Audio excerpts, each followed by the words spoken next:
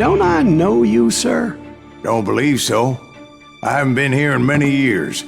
Name's Silas Greaves. Silas Greaves? The bounty hunter?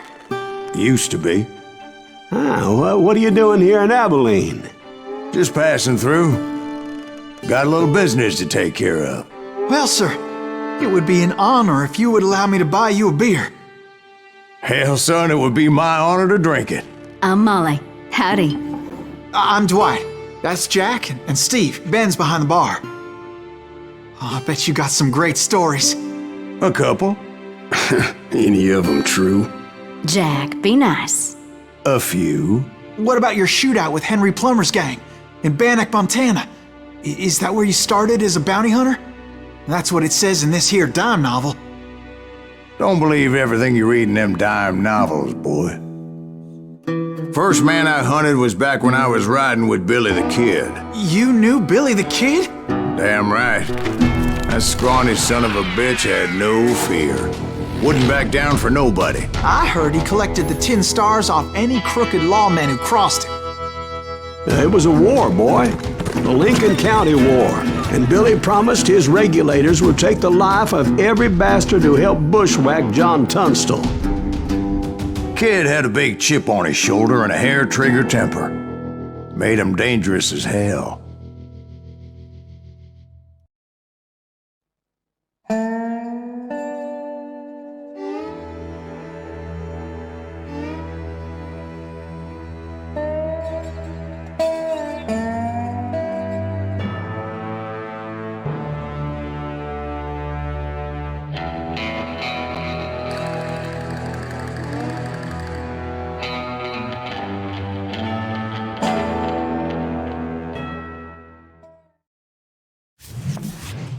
It was about 30 years ago.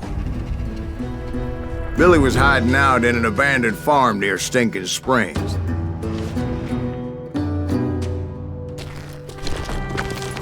I threw in with the kid because the man I had sworn vengeance on was riding with Billy's enemies. But before I tell you why I want that sumbitch dead, let me tell you what happened that day. I was heading back to the hideout when suddenly I had this funny feeling.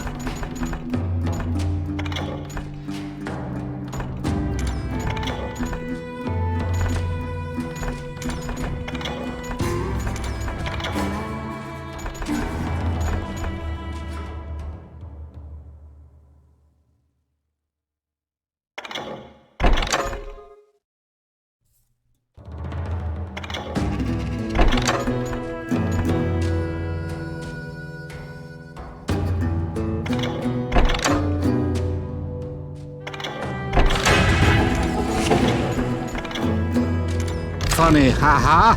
No, Steve. The other kind of funny.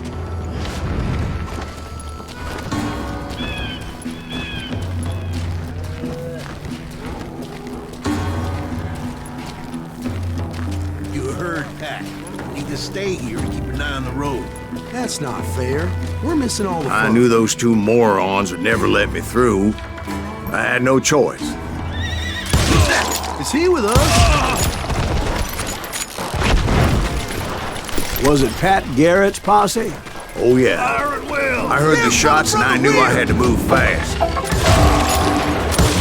Garrett and his army of deputies had surrounded the entire homestead. I decided to help Billy and the boys out of it. So that's just what I did.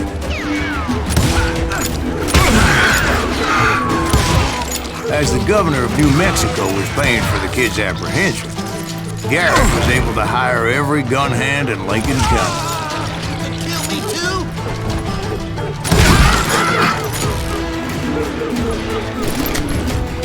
I knew that going through that front door meant putting my butt in a shooting gallery, so I decided to get sneaky.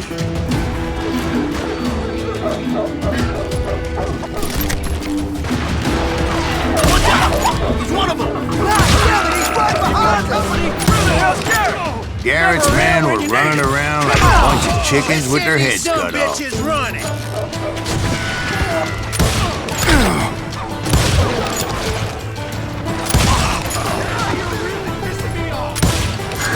Still, one of them reached the water tower. idea. It would be a turkey shoot from up there. Luckily, these shooters Garrett hired weren't the sharpest tools in the shed. A lot of them were saddle tramps, sod busters, or drunken drifters looking to make a few bucks. Then, I heard a friendly voice yelling at me from the window. Back door! We'll cover you!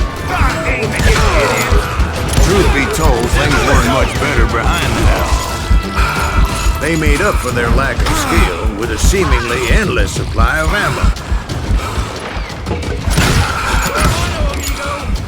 I cut their numbers in half, but that just made the ones that were left twice as mad. It was a bit of a slog, but I finally fought my way around the back of the house. And like that, I was inside, none the worse for wear. I passed Dirty Dave, and upstairs I found Billy and Charlie Bowdry.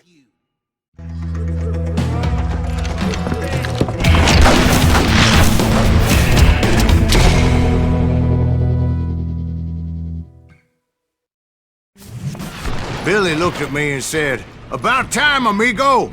Grab a gun and get to the window!" Wait, so you were friends with Billy the Kid? Yeah, sort of. Anyway, we were surrounded by dozens of deputized shooters who wanted to do us harm.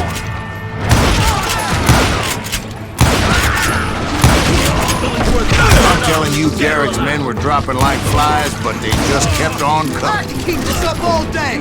Where'd he come from? I think I got one! Where the hell Garrett get you?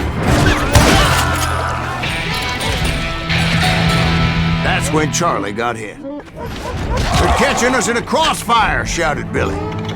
"Get to the other side!"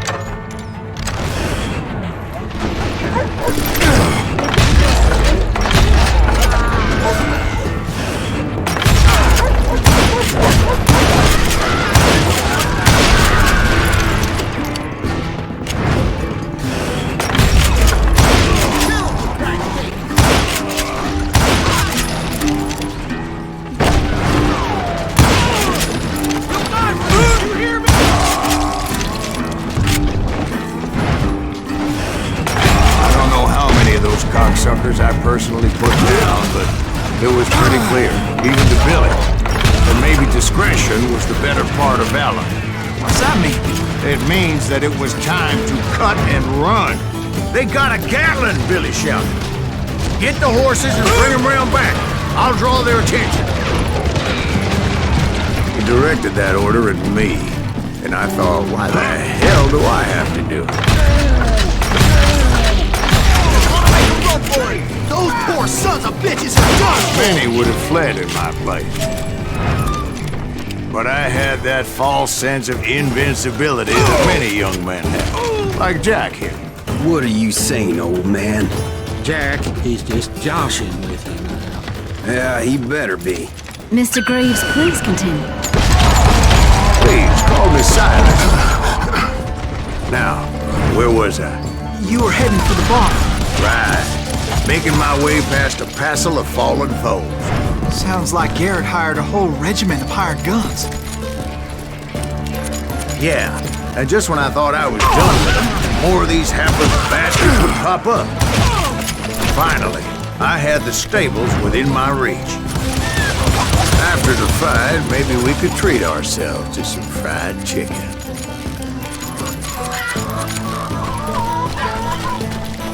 And that's when I met Sheriff Pat Garrett. I read that you went toe-to-toe with him, sir. That backstabbing bastard with that tacked-on tin star.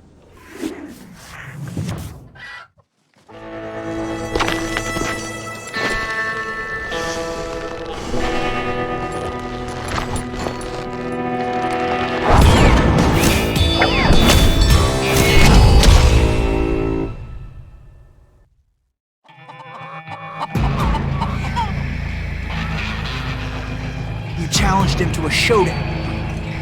You read that in a dime novel? It said he showed no fear as he took your measure with eyes like a rattlesnake.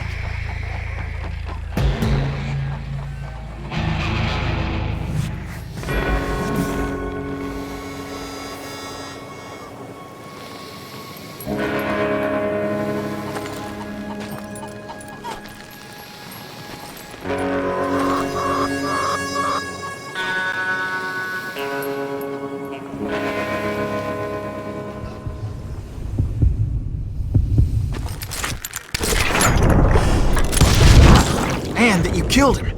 In a fair fight. Is that what that Penny Dreadful said? No, boy. That ain't what I meant when I said I met Pat Garrett.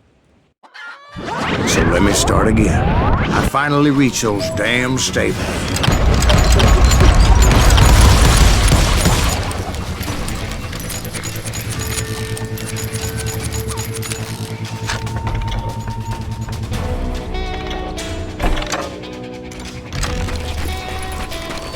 Stepped inside, and bam! Last thing I heard was Garrett's voice. That's not Billy. And go on. How did it end? And, boy, that was just the beginning.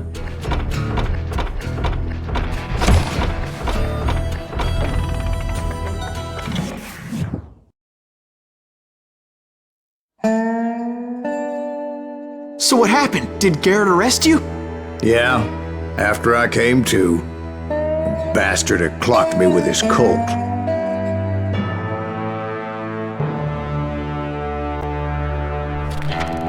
And the kid surrendered? When he realized there was no getting out of there alive. So they locked you up in Lincoln? Indeed they did. Sentenced me to hang right along with the kid.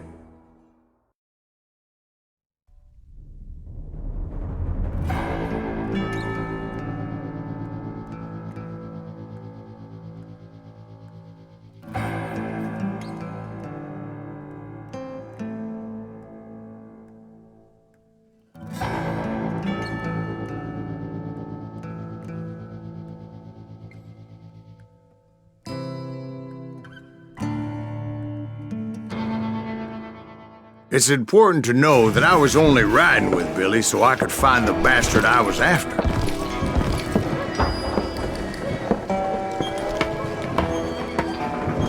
He was with John Kinney's gang, and they were sworn enemies of Billy's regulators. Why were you after him? I owed that son of a bitch a bullet for what he had done to me and mine. Instead, all I got for myself was a goddamn death sentence. Luckily, it was right around then that I heard Billy make his move.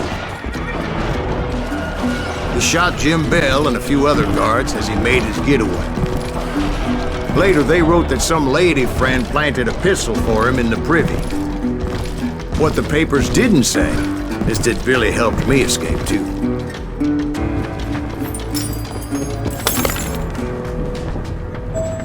My first order of business was finding a firearm. Luckily, I located Deputy Bob Ollinger's mean-ass shotgun.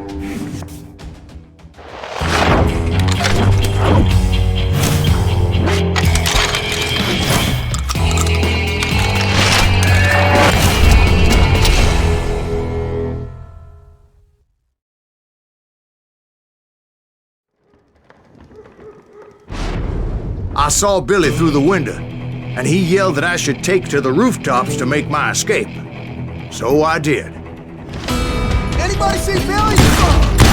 That little son of a bitch shot Jim Bell! The kids escaped raised a huge ruckus.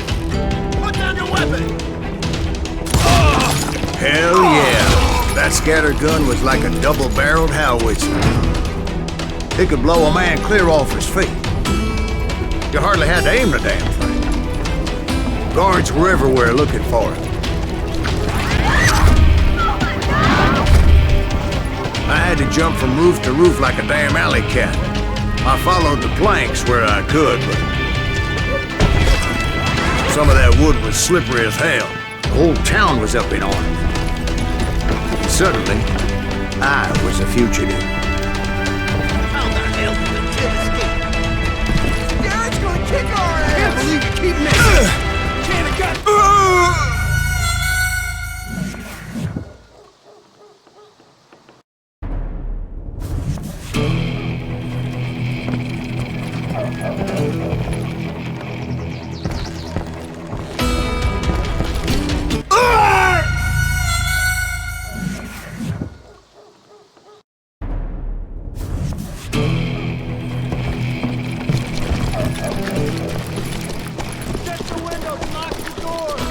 So that bastard you were after, what did he do? He did me and my family a grievous harm. But I knew if I was ever gonna find him, I would need to get my ever-loving ass out of there. I tried to be stealthy and sneak my way past. But hell, if they weren't all waiting for me. Apparently, some of them thought I was Billy. See, me and the kid shared a certain similarity in build and coloring. I was just glad I had Deputy Bob's mean-ass shotgun.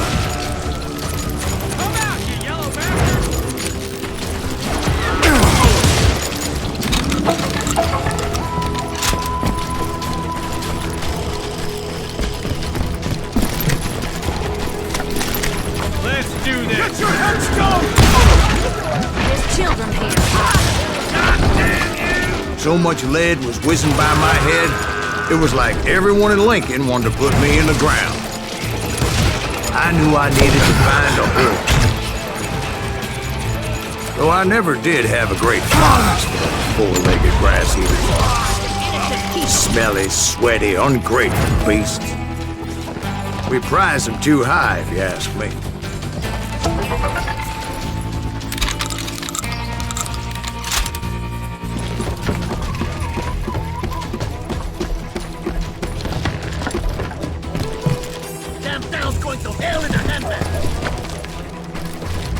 But where was the kid while you were busy getting shot at? Gone. And that's when it occurred to me why Billy set me free. Have you no respect for decency? So I could be a hapless decoy and draw attention while he snuck out of town.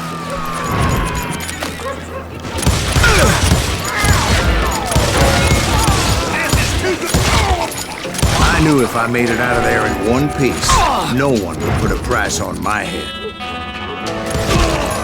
Because everybody in Lincoln would be dead?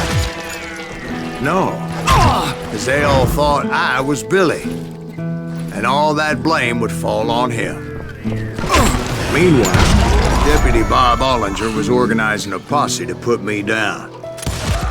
He was already a mean son of a bitch, but he was doubly pissed that I stole his mean-ass shotgun.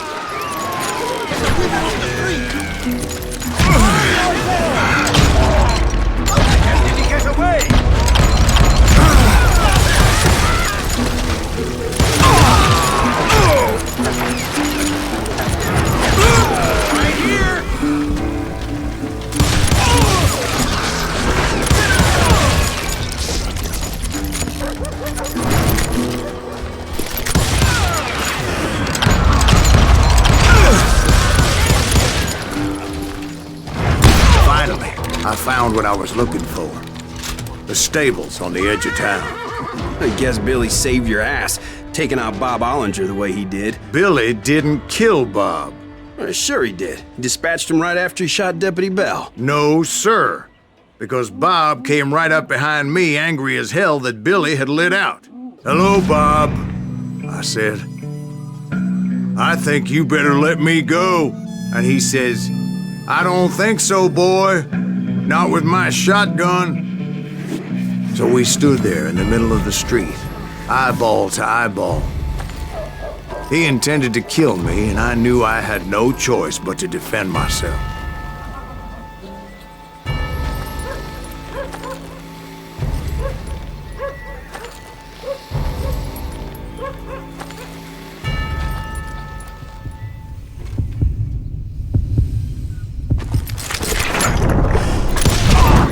I killed him in a fair fight.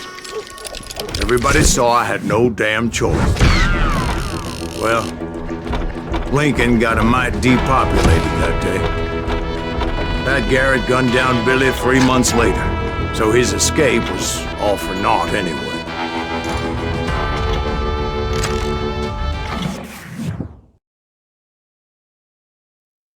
So where'd you go after Lincoln? Mexico. Until I realized nobody was looking for me. I ended up taking a job at the Rurales. The Mexican Rurales? I was hired to help them track down the cowboys. The most vicious outlaw gang in Cochise County? Curly Bill Brocious? Johnny Ringo? Led by old man Clanton himself. They must have paid you a pretty penny to take them hombres on. Not really. But truth be told, I had my own reasons for going after those boys.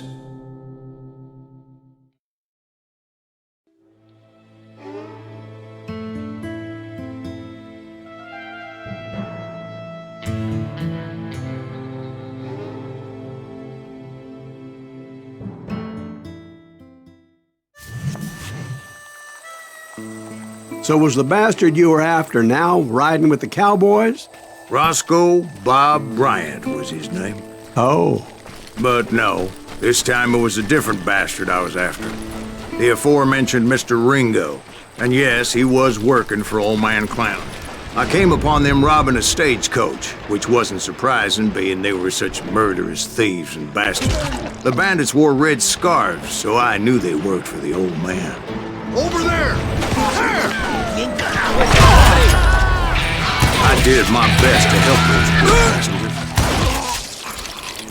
passengers. Moments later, the attackers were dead, and I checked the stagecoach to see how many passengers were still breathing. None. It was then I wondered if the rocks weren't hiding more bandits. Was that all of them?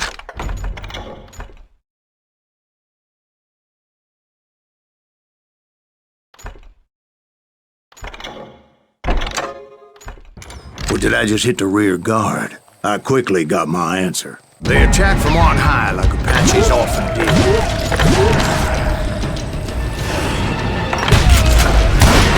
They would appear in great numbers from above and rain down lead on their hapless enemies' heads, making use of the high ground and whatever else they had. Yep, the Apaches always appeared out of nowhere, and there never seemed to be an end to it. Hold on. Were you attacked by Apaches? What happened to the cowboys? Did I say they were Apaches? I said Clanton's cowboys attacked me Apache style. I was in a pitched battle, but I was holding my own against an overwhelming enemy force.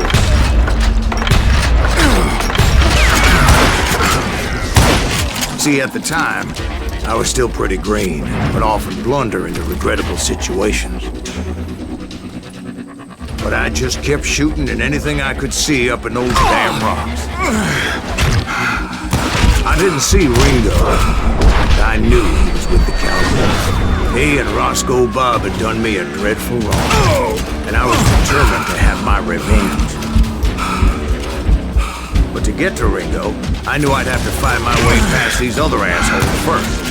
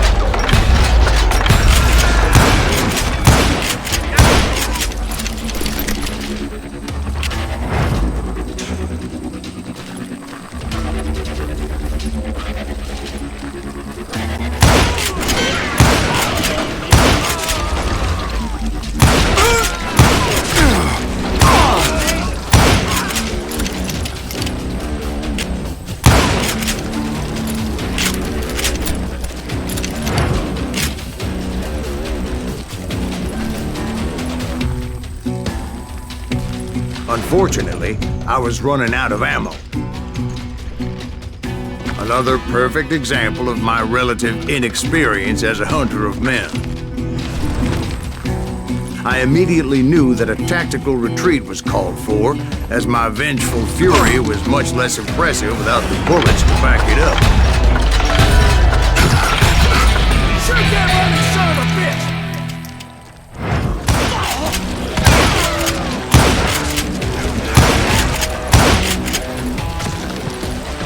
Finally, they managed to corner me. Trapped as I was, the odds of my survival seemed pretty slim.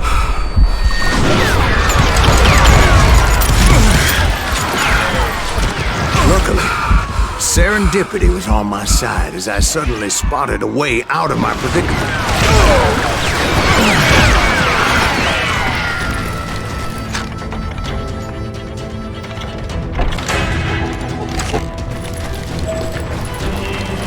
I ran ahead as if the devil himself was after me. Bullets were whizzing by my ears, but I wasn't about to roll over and die. I just kept running like there was no tomorrow.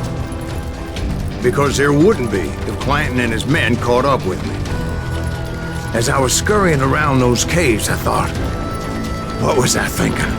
Going up against a gang like this? Nowhere to run! I just kept running, not knowing where the hell I was going. And that's when something miraculous happened. Like manna from heaven, I found the desiccated remains of what looked like an Apache warrior. The old weapon next to him supplied me with some much-needed ammunition.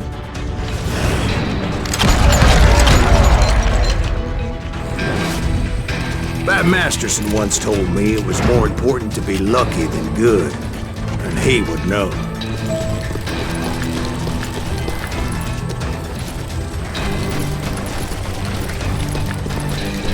And imagine my surprise when I found a fistful of dynamite to go along with that. That stroke of good fortune evened the odds and bolstered my confidence. It was time to turn the tables. Time for the prey to become the predator. Time for the hunted to become the hunter. Time. All right, Jesus, we get it. They were right where you wanted them. That's right, James. I was done running. The old man's boys were not expecting that. No, sir. It was finally time for that old man to pay for his sins.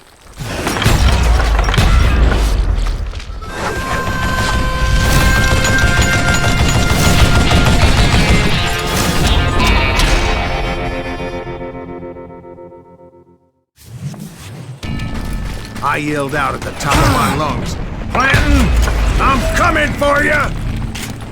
A little stealth might have made more sense, to be perfectly honest. Because that old fool had a Gatling gun and enough bullets to last him till kingdom come. But I knew I could not let that deter me. Not if I was to find and kill Ringo. I needed to get that old man off that gun.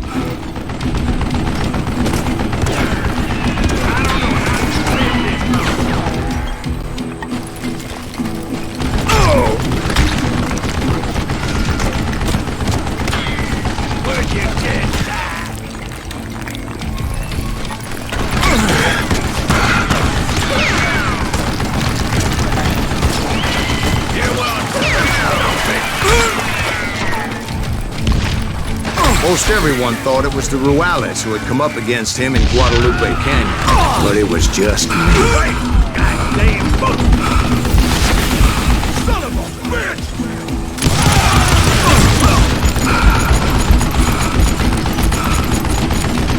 Hey, let's see you! Hey, boy!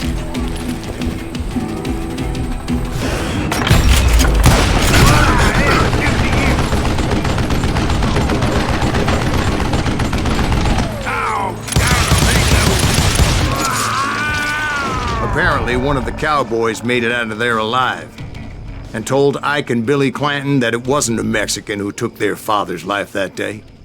They just assumed it was one of the Earps, and that little misunderstanding eventually led to that legendary gunfight at the OK Corral.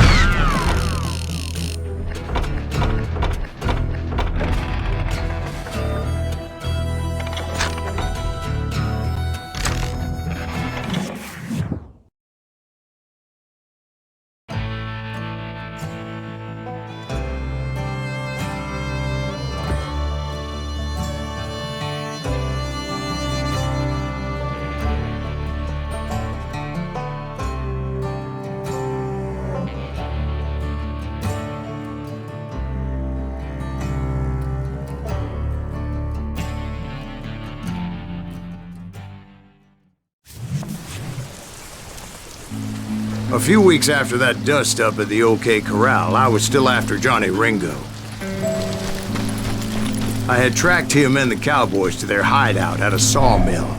They were loaded for bear. So what exactly did Johnny Ringo do to piss you off? Well, him and that other bastard. Roscoe Bob Bright? Yep. They both deserve to die, and I promise I'll tell you why. Herb's coming! Get ready, boys. But first I need to tell you about the Cowboys' new boss, Curly Bill Brocious. Curly Bill took charge of the Cowboys upon the old man's demise, and after that gunfight at the OK Corral, the Clantons wanted revenge. So they murdered Morgan Earp, and grievously wounded his older brother Virgil.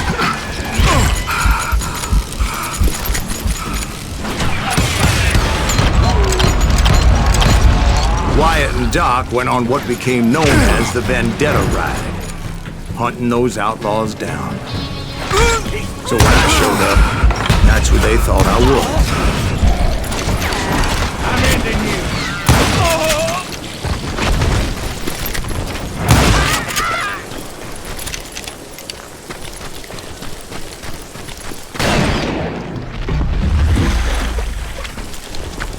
There were killers around every corner, all wearing red bandanas. That's how the Cowboys identified each other, and I was beginning to wish I had one myself. But I wasn't about to let Ringo walk away unscathed, and that's what drove me forward. They say that Ringo was infernally fast. I hardly saw anyone faster, boy. Certainly not Wyatt Earp. That man was all hat and no cap. Earp wasn't much of a match for him, but Doc Holliday might have taken him. That Lunger should have kept his nose out of it. They never charged anyone for the murder of Morgan Earp. Excuse me, sir. I have a question. What's that, Dwight? After old man Clanton died, why didn't his son take over the Cowboys? Because Ike Clanton was dumber than a box of rocks and a yellow belly to boot.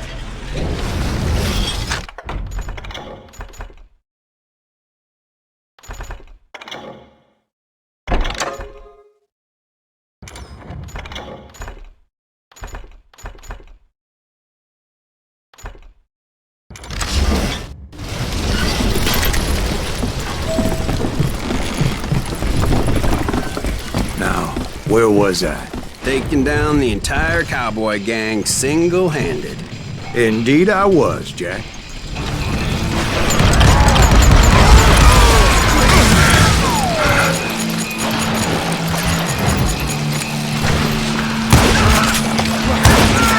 Well, it wasn't easy, as those boys had good cover.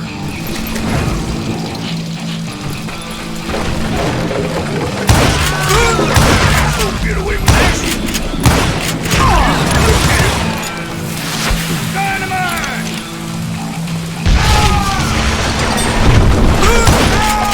There were carts everywhere, piles of lumber, and God knows what else for people to hide behind.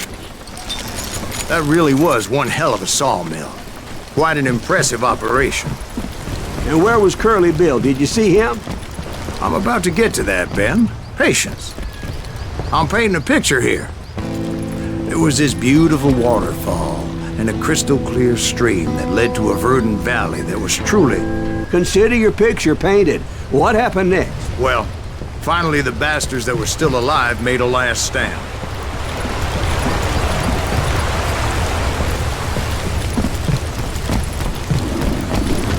Curly Bill, Johnny Ringo, and his compadres took off into the lumber yard, and I followed after.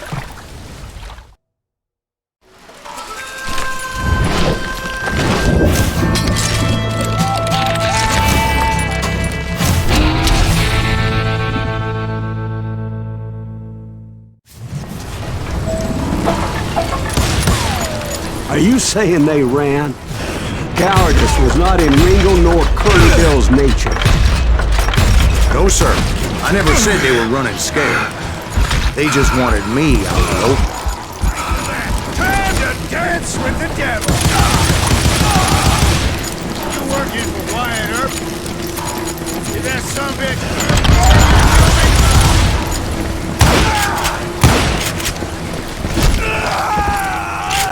Aloysius gave me no choice but to take his life. But Ringo was nowhere to be found.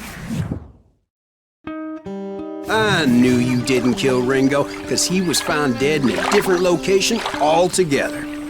To this day, his killer is still unknown. Indeed. Took me a few months before I finally tracked his ass to West Turkey Creek Canyon.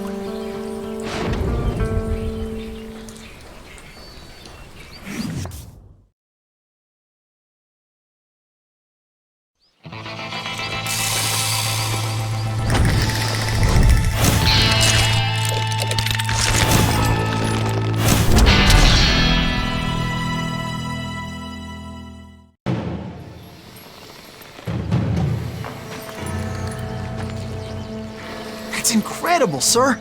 I always thought that Doc Holliday was the one that killed him.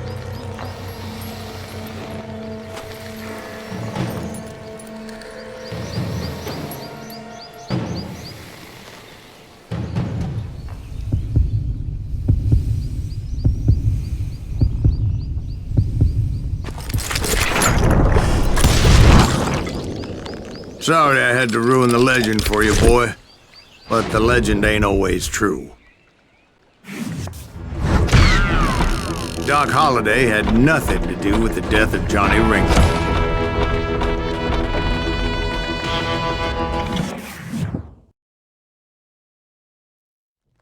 I was paid a healthy bounty for Ringo and Curly Bill, and realized there was real money to be made. That's why I went after Henry Plummer.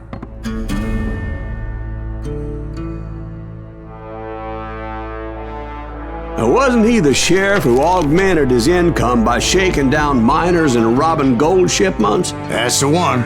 Oh, yeah, I remember him. He ran that gang of thieving outlaws called the Innocents. So it's true that you went toe-to-toe with him? Indeed I did, son. Indeed I did.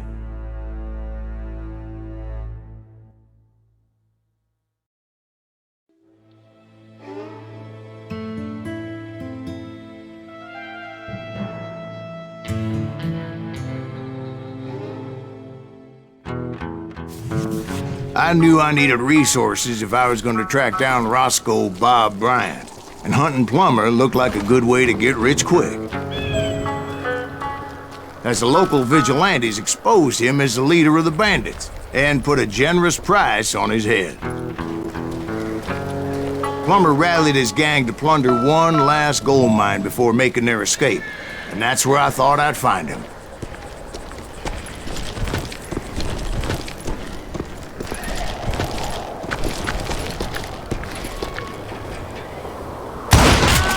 My late father pointed out to me more than once. It makes me nervous. God made men. All these goddamn Samuel barrels of Colt gold made him equal. Why would you be nervous? No one has the... Who the hell is that?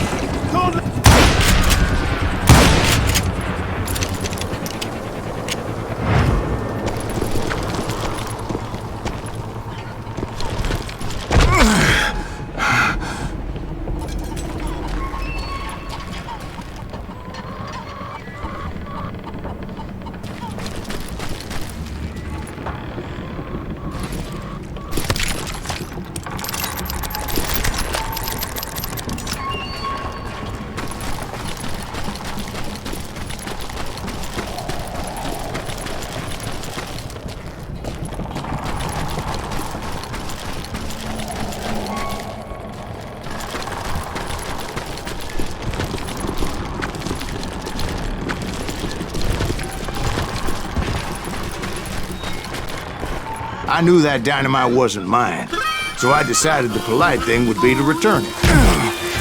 It was the biggest gold rush since Sutter's Mill in 48. Unfortunately, prospectors weren't the only ones drawn to those riches.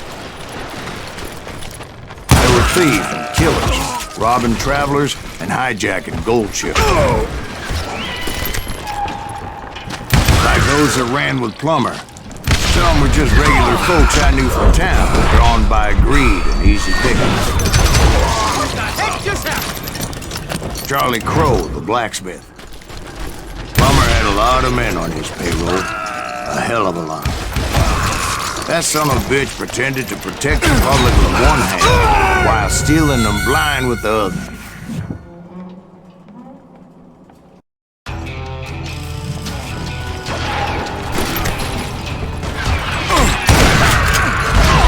Of course, the rest were veterans of the Civil War. Stone-cold killers trained on the bloody fields of Shiloh and Antietam. Dangerous, desperate individuals.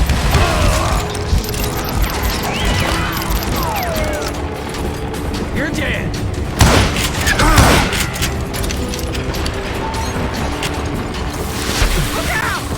If Daddy had lived to see Alfred Nobel's explosive invention, my guess is he would have told Samuel Colt to kiss his ass. He set up a defensive perimeter which I had no idea how to breach.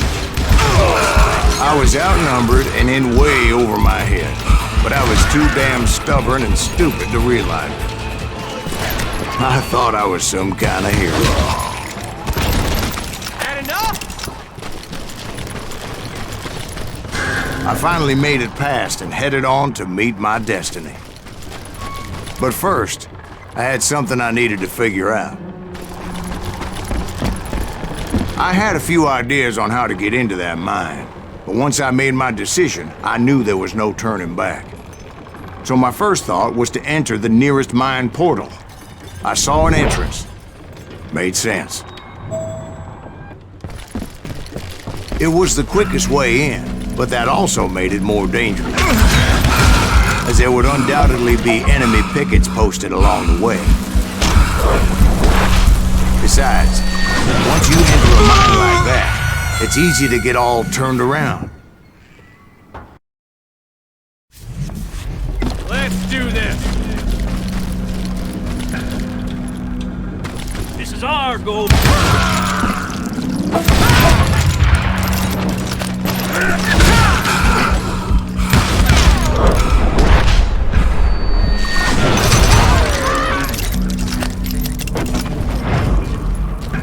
And that confusing maze of corridors wouldn't even be the worst of it. Some of those shafts could be as deep as hell.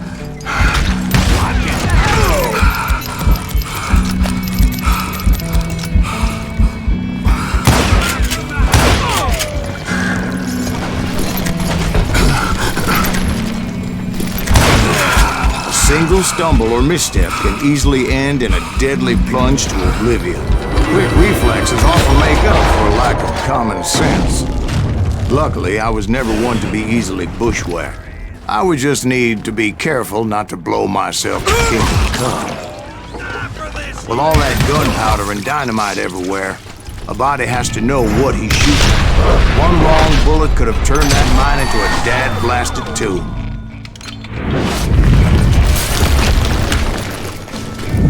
I freely admit that my plan of attack was not just moronic, but clearly insane.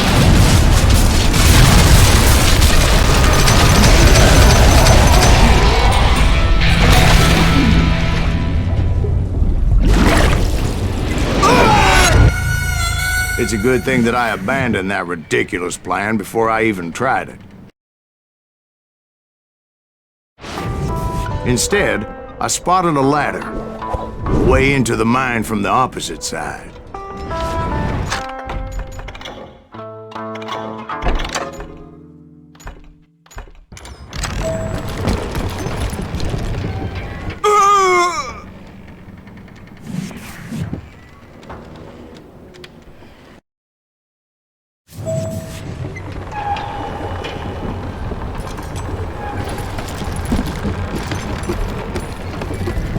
It was a long way around, but that approach seemed more sensible at the time. Of course, being I had a problem with heights, that scaffolding scared the bejesus out of me. Climbing down that ladder required some caution, because even though I had a younger man's reflexes, no man can dodge a damn bullet while climbing down a rickety ladder. I was determined not to give up. As Sheriff Plummer seemed quite the despicable character. When the vigilantes discovered what the sheriff was up to, people were outraged, That 10,000 they put on his head would go a long way in helping me find old Bob. And I had made it my mission to settle that score come hell or high water. But first, I would have to make a choice. I picked the more convenient and more dangerous route. You know this guy? You ain't beefing me.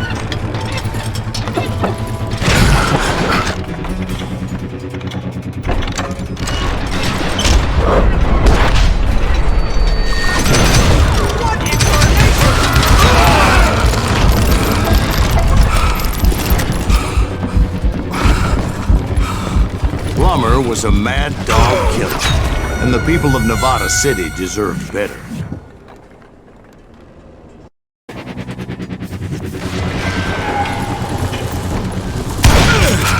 You know who we are. Right, well, he was a sheriff of both places at one time or another, but that's neither here nor there. The point was, taking him down would save a lot of lives, including my own.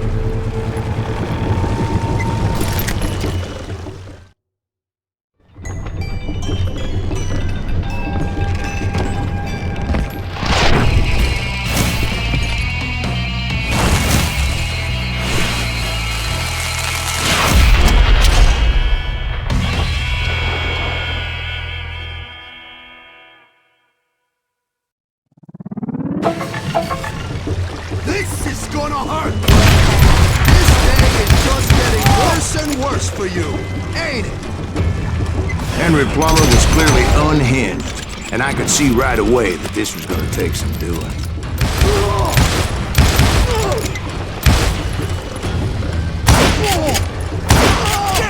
I need some help here! Come on, boys! Take this cocksucker out!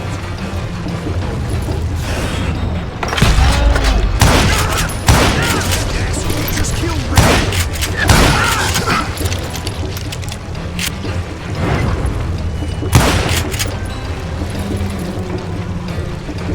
Bastard! You ain't taking me!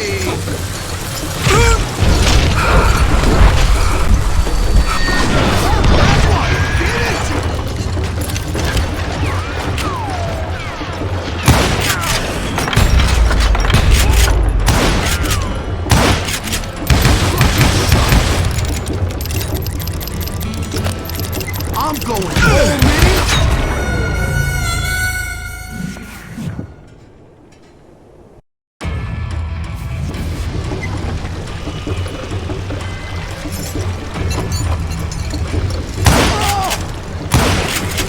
You can shoot, but can you aim? You son of a bitch! Time to blow your shit!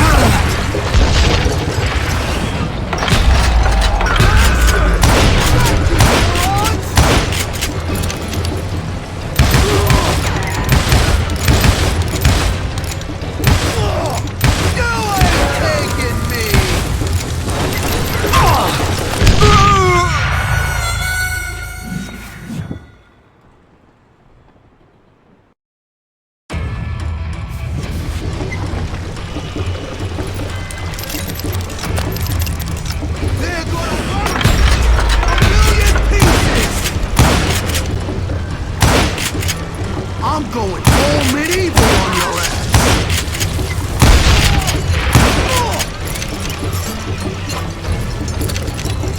You want some more? I can shoot too!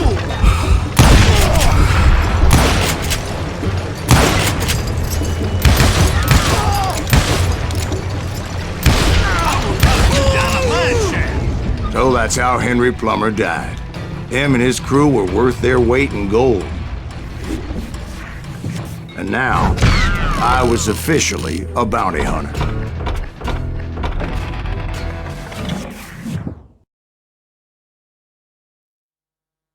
So, did you finally go after that Bob feller? Well, I heard word he was in Kansas with John Wesley Hardin. So that's where I went. Where in Kansas? Abilene. Why do you ask, Ben? No reason. Was Hardin as fast as Ringo? Ringo was fast, but John Wesley was as fast as the devil himself.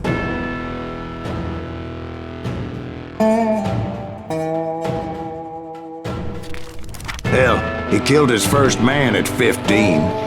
From that day forward, he had a price on his head and wouldn't back down for nobody, not even Wild Bill Hickok himself.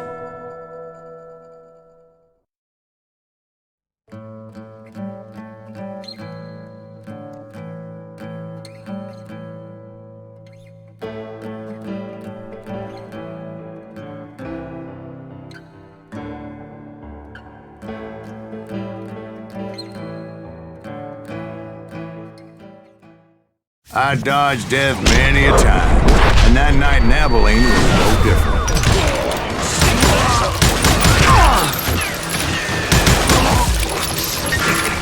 I was there with the intention of finding that bastard Bob and collecting the bounty on John Wesley.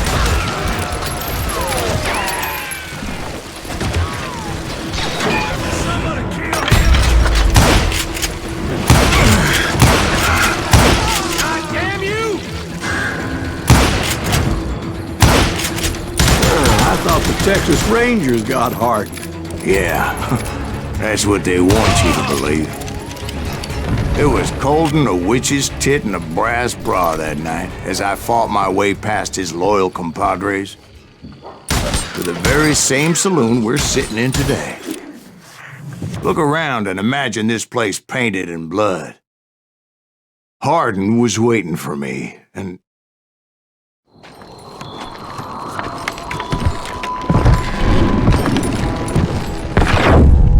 wait, I'm jumping the gun here. Let me back up and give you some background on this sumbitch. He deserves that much. Don't you think so, Ben?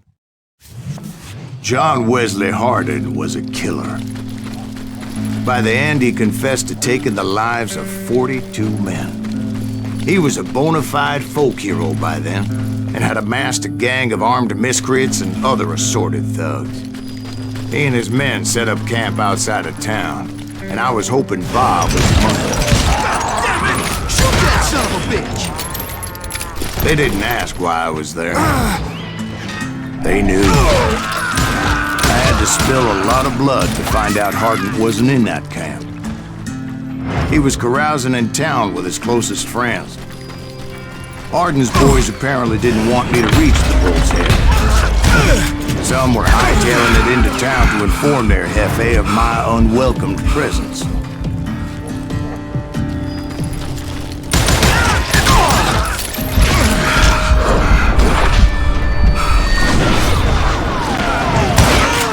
Tell Hardin someone's coming for him! Stop that sumbitch! Let the boys know we got another law dog.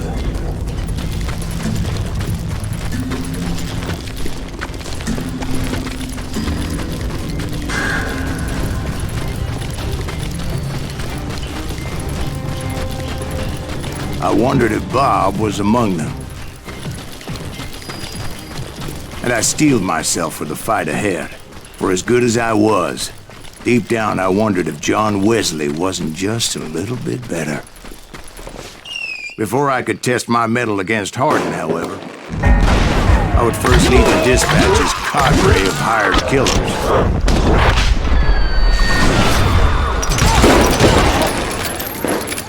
Most of these degenerates were beyond redemption, but John Wesley might have been a different story.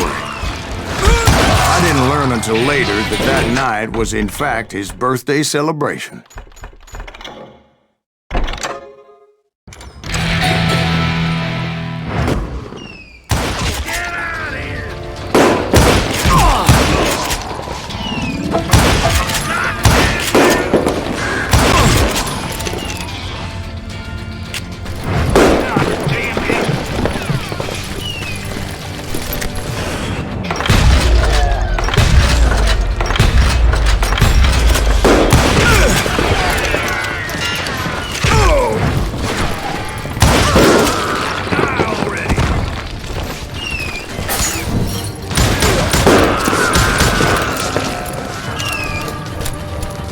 I think I already mentioned that I found Harding in this very saloon.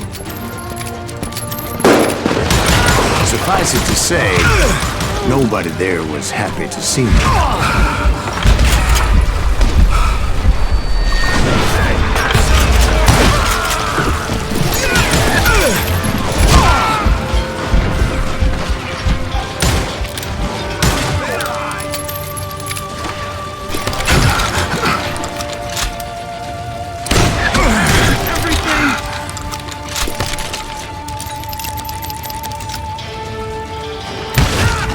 In fact, I felt a certain hostility. That's right! Run!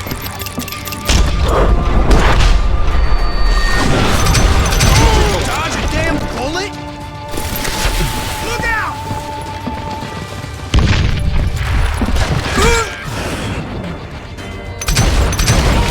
I was disappointed that neither Bob nor John Wesley were among the dead. But that was short-lived, as a moment later I was facing down the fastest gun in the West.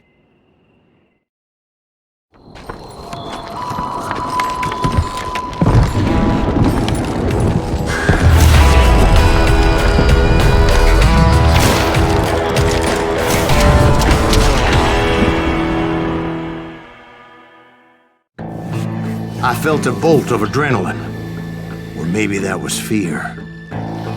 He was well known for his tricks, and I knew I'd need my own if I was ever to defeat him.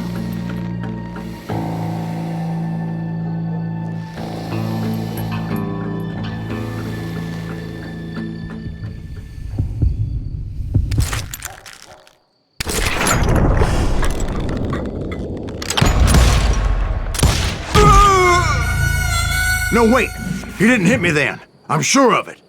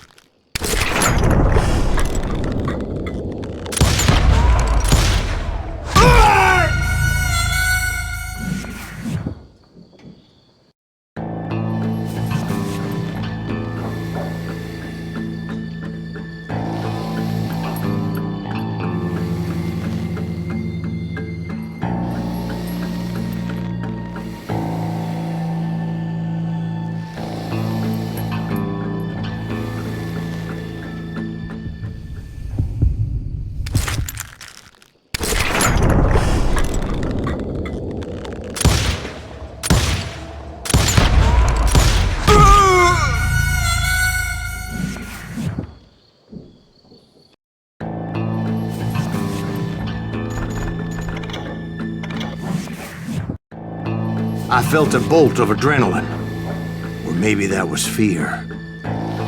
He was well known for his tricks, and I knew I'd need my own if I was ever to defeat him.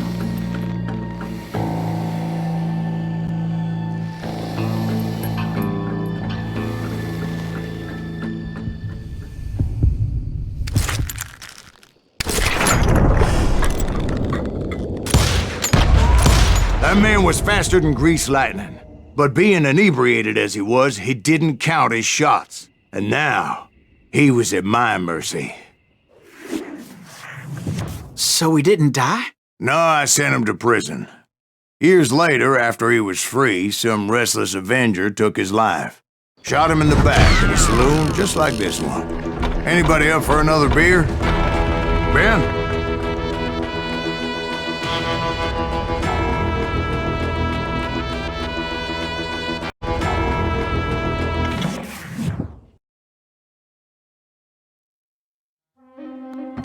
Thank you, darling. Yeah, some say revenge is a dish best served cold.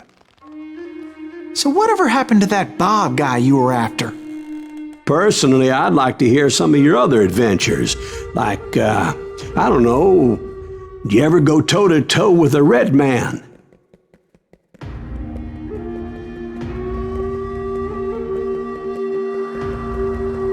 Yes, I did, Ben. I remember once I was after this renegade Apache, Grey Wolf. Strangely enough, revenge was also his primary motivation.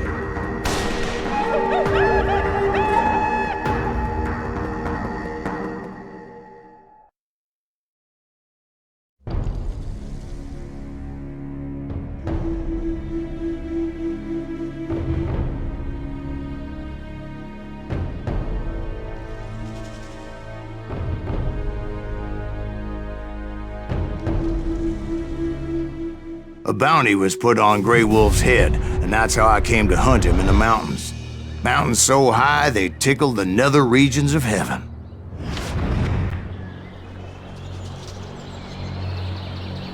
Grey Wolf was a Chiricahua Apache medicine man who had led a war party in revenge for a massacre against his people. The U.S. Army had attacked his tribe during his daughter's sacred sunrise ceremony, and the slaughter was unspeakable. I understood his anger, as there's nothing more traumatic than seeing those you love die in a cruel and painful death.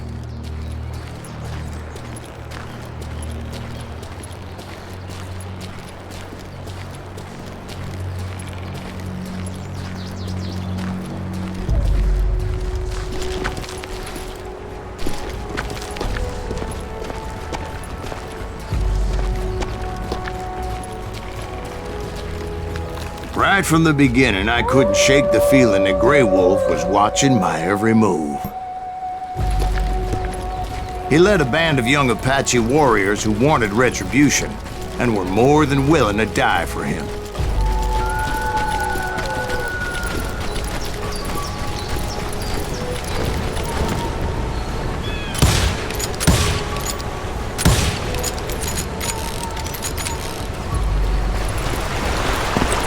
They saw me before I saw them.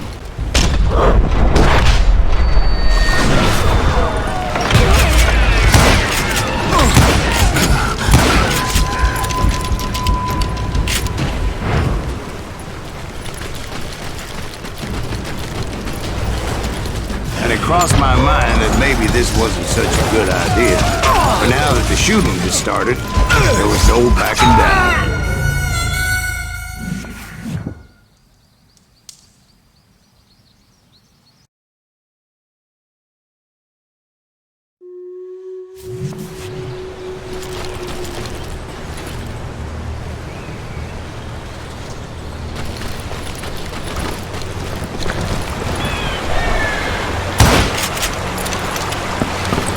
They saw me before I saw them.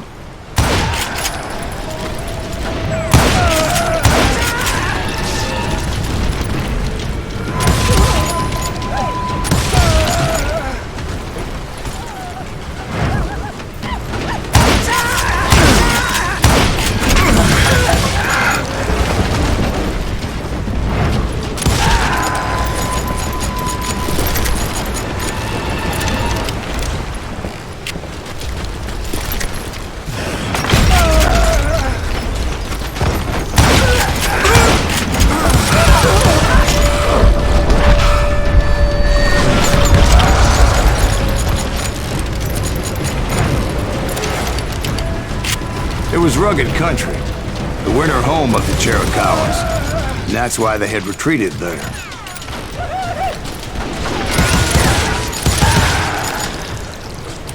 I admit to having some regrets about going after them the way I did. But then again, I got a lot of those.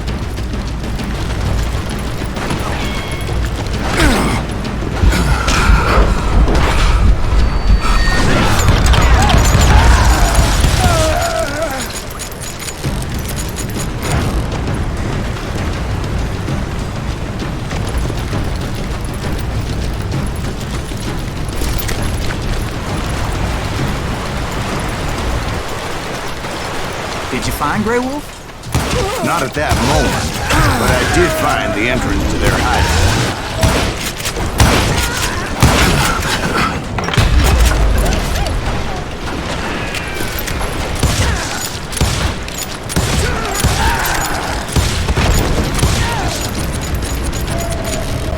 A deep crevice that led to a deeper cave. Don't tell me you went in there. Yeah, but it's not out of bravery so much as pure, angry cussedness.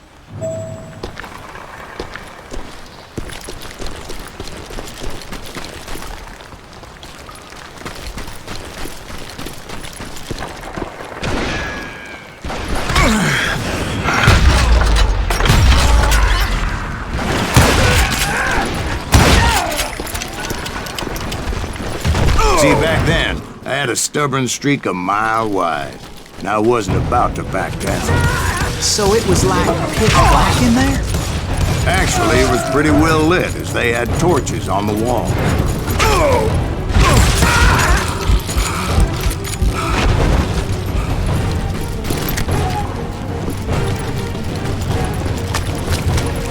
How big was his cave? Big as hell, Ben. Chiricahua had hid out there during the Indian Wars. They thought it was haunted with the ghosts of those murdered by the horse soldiers. The cave was haunted with dead Indian ghosts? To be honest, I was more concerned with the live ones than the dead ones.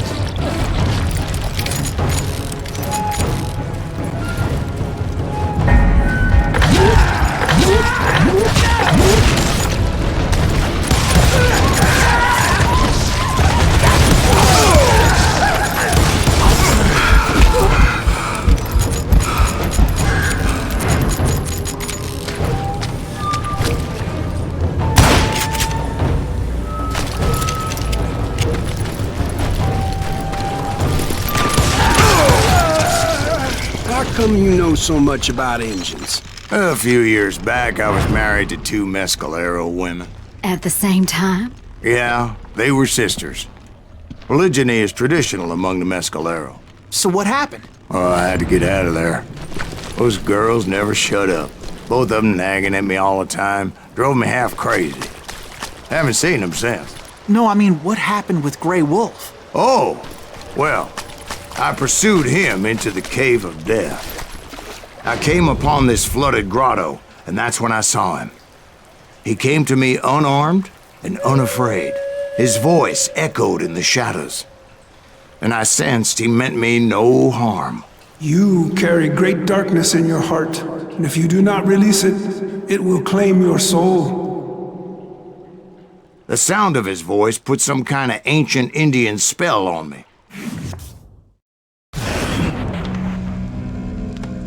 As his story unfolded in my mind, You will come to this place again and kill many more men, and the darkness will grow until it consumes everything that you are. The soul will have no rainbow. I have no tears. he said I was a great warrior, a coyote man, unequaled by any other pale-faced warrior, or something like that.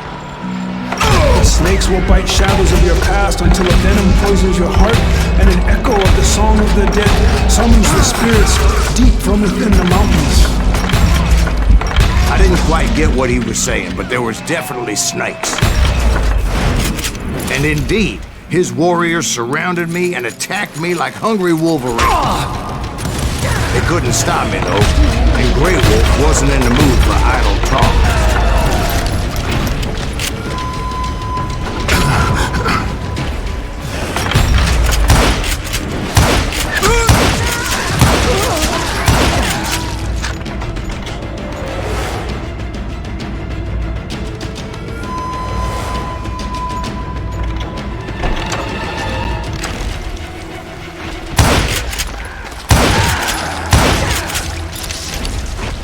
I swear I couldn't see any way out of this trap. But suddenly, one just appeared. Kind of like a miracle.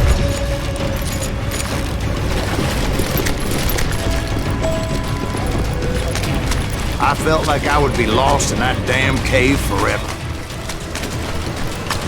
Finally, I found myself back outside, perched on the edge of a precipice, overlooking a thundering whitewater river. To get where I was going required several leaps of faith, but no way in hell I was turning back. I chased after him, determined to make him explain the meaning of all that mumbo-jumbo. Mumbo Jumbo's right. Are you making this all up as you go? A few details may be fuzzy, brother, but I am relating exactly what happened. There were dozens of Apache warriors aiming at me from on high. Dozens? Well, maybe not dozens, but there was a lot of them. At least 3 or 4. Well, more than that, little lady.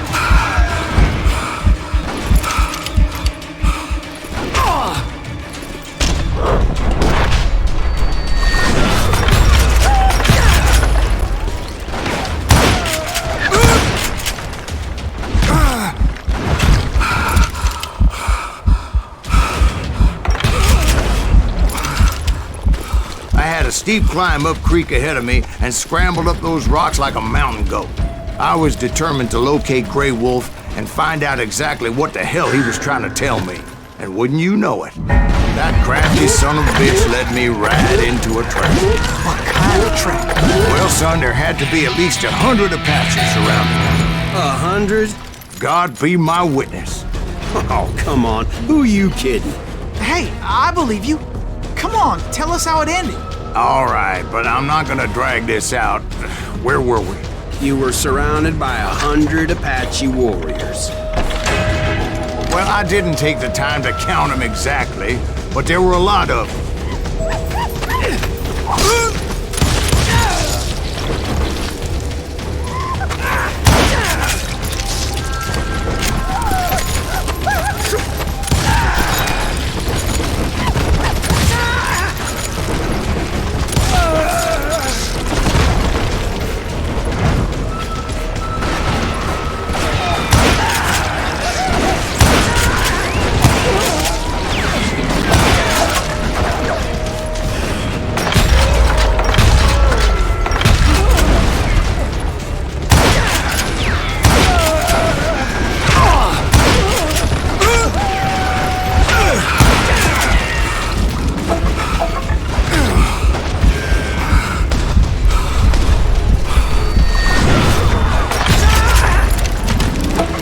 And in the end, a path appeared before me that I had not seen before.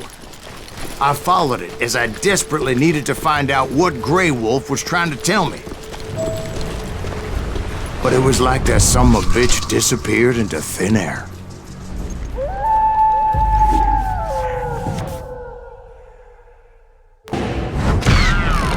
Never did find him. And never did collect my goddamn bounty.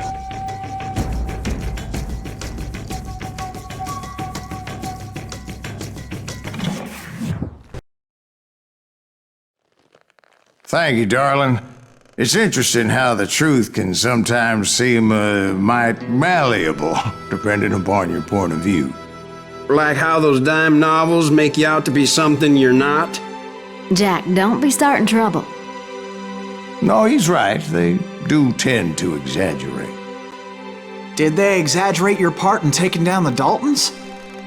Well, I was there in the flesh, boy, so I saw what happened firsthand.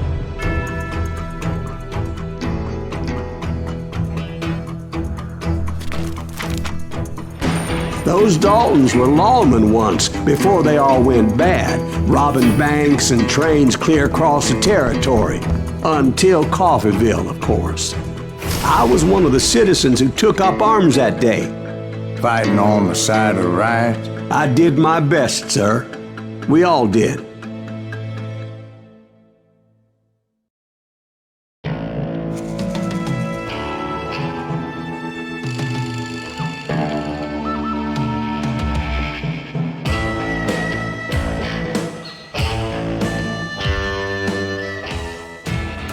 It was early morning.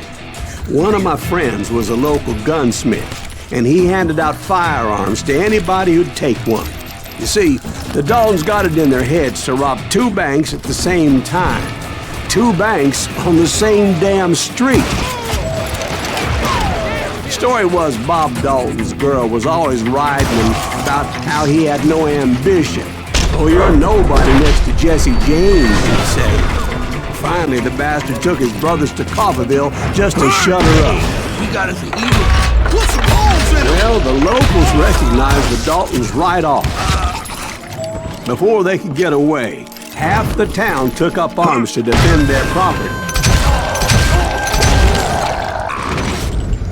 The brothers paid dearly for their stupidity, but everybody knows they had it coming. There's more to it than that. I read all about that day, so I know for a fact that it went down very differently. First of all, it was high noon. A posse of U.S. deputy marshals were on the rooftop across the street. Get ready, boys. They're gonna make a move. The lawmen had been tracking the Daltons for months. Now they finally had them dead to rights. Among them was a bounty hunter feared by many a lawbreaker. The marshals tried to get the Daltons to surrender. They'll give up eventually. We just gotta wait the son of bitches out. This bounty hunter knew that the brothers were far too proud to ever lay down their guns. He went in there alone to confront those criminals. One of the marshals shouted, "Where are you going? Are you crazy?" Hey, where do you think you're going, dumbass? That rifle's mine. He saw a way to get around to the back of the bank. Then he figured out how to hit the Daltons from a direction they weren't expecting. A moment later, he was climbing up a steep ladder, laughing at danger as he did. It's brave men like him who risked their lives to tame this wild country.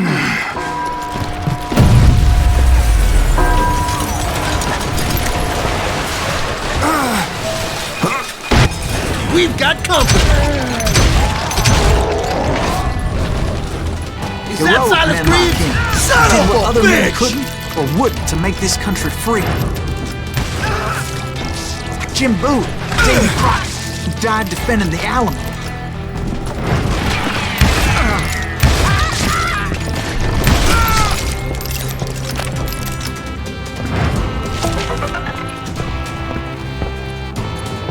Over there!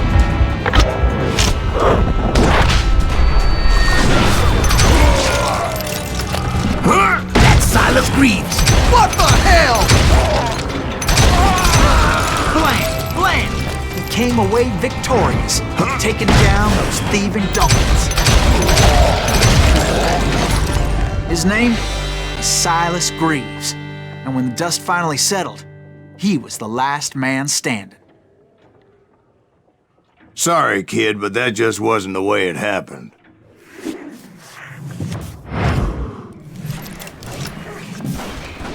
It was early evening, not high noon. The Daltons blew up a safe, and were all set to hightail it out of there. Those pathetic deputies surrounding the bank were dropping like flies.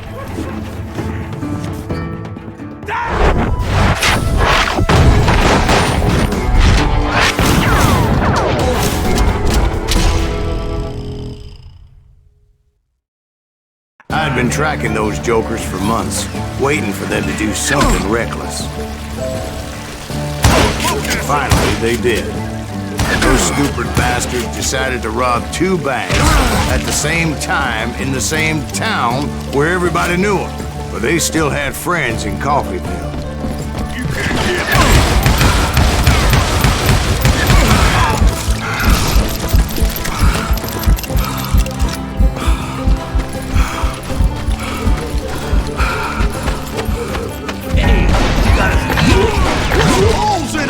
Those friends came after me like a pack of wild dogs, tooth and nail.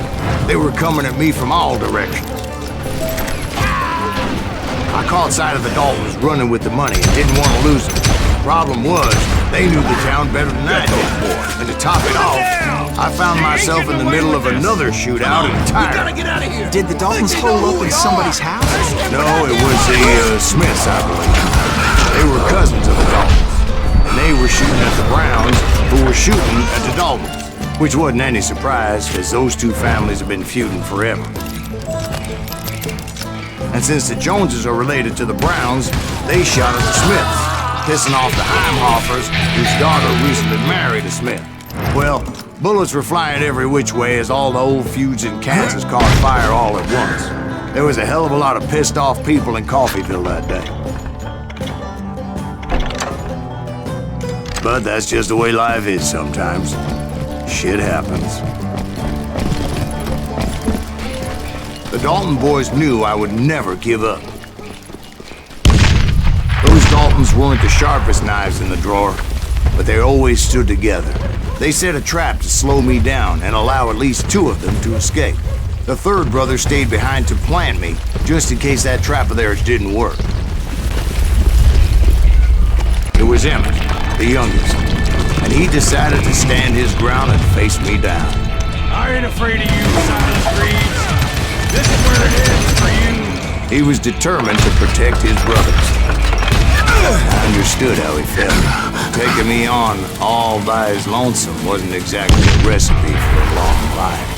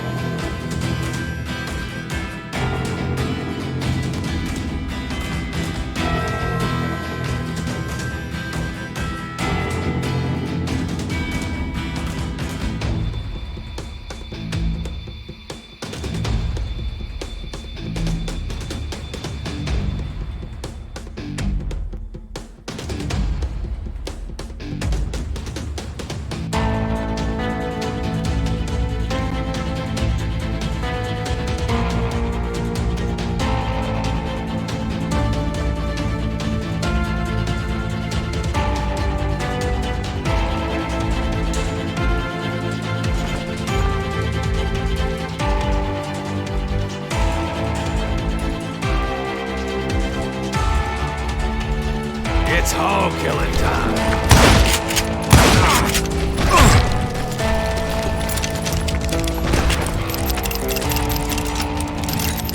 Gonna beat you like a red-headed stepchild.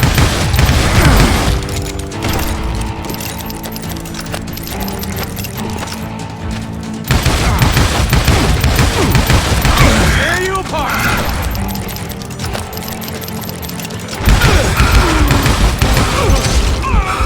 But Emmett Dalton survived the robbery in Coffeyville. He's the only Dalton who did. They say he was shot 23 times. Well, Dwight, who do you think put all those damn holes in him?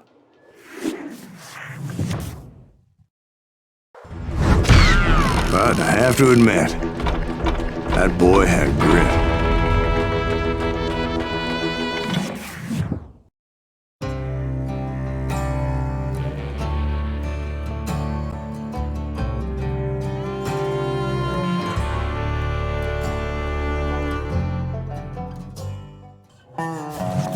We'll get those suckers. It took me a couple of days to track the Daltons down. They can't get away with this! And in that time, a whole posse of local vigilantes offered to lend a hand. We'll track him to the ends of the earth. They seemed as determined as me to find those outlaws. But as we headed into those swamps, it was like I had my own private army. There was no way those boys were getting away this time.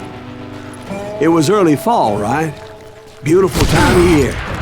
At least you had the weather on your side. Not by my recollection. It was damp and foggy as hell. It was tough to stay on a true course, so we kept an eye out for landmarks.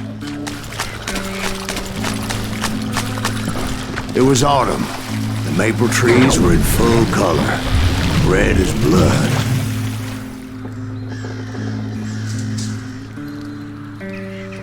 The rains that year were torrential, so the whole area was flooded. The vigilantes had spread out wide, and pretty soon I couldn't see anybody. There he is! Plant them where they stand! Except for some bitches ahead of me wanting to do me harm, so I had to face them alone.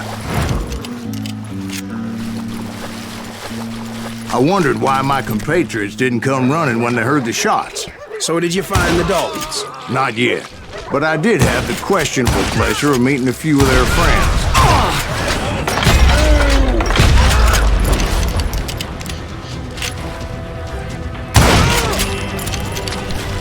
boys had established quite a reputation by that time, so they attracted all manner of riffraff to their cause.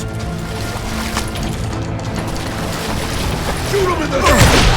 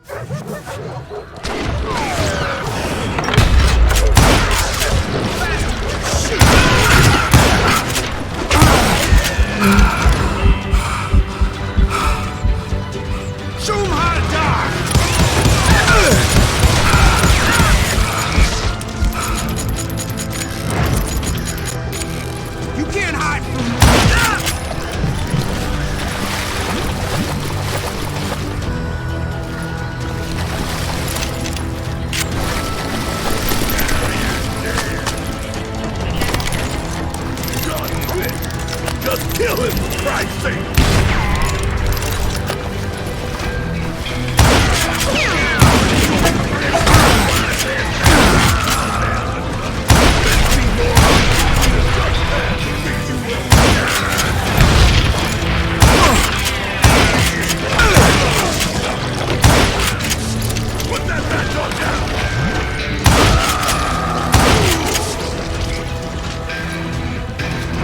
And my reinforcements was nowhere to be seen.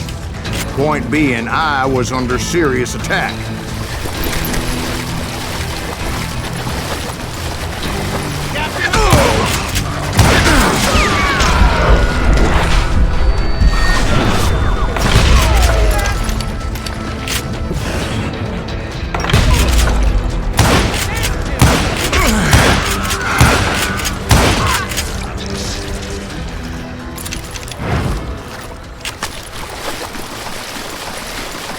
But luckily, a barn materialized as if right before my eyes. I scrambled up top to get a better view, but just ended up falling inside. So, how did you get out? The barn doors was open. About right then, I saw some suspicious characters running for the bushes. Of course, I followed them. But that goddamn swamp was like a goddamn maze, and pretty soon I had no goddamn idea where I was. Steve? So I just started walking, and pretty soon, Steve? Steve! Huh? Oh, no, I'm listening. Indians surrounded me from all sides.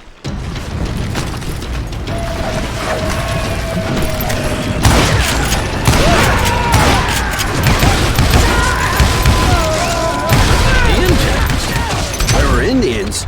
No. I just wanted to make sure Steve was paying attention. Now, where was I?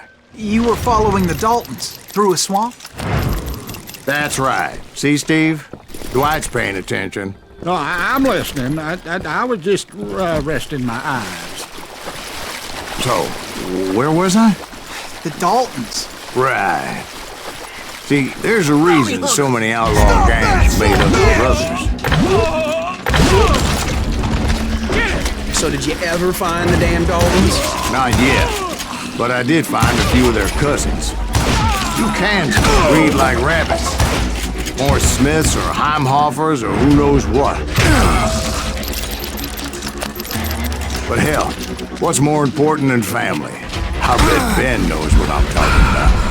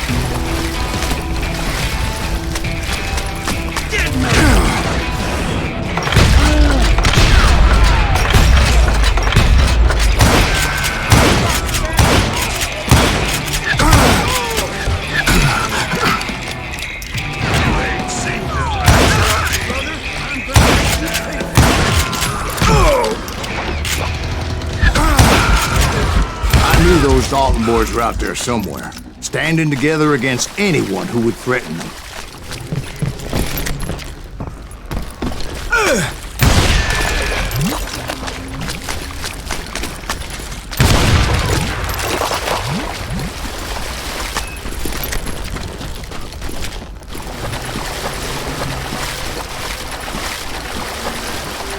And that's when I saw it. A goddamn steamboat.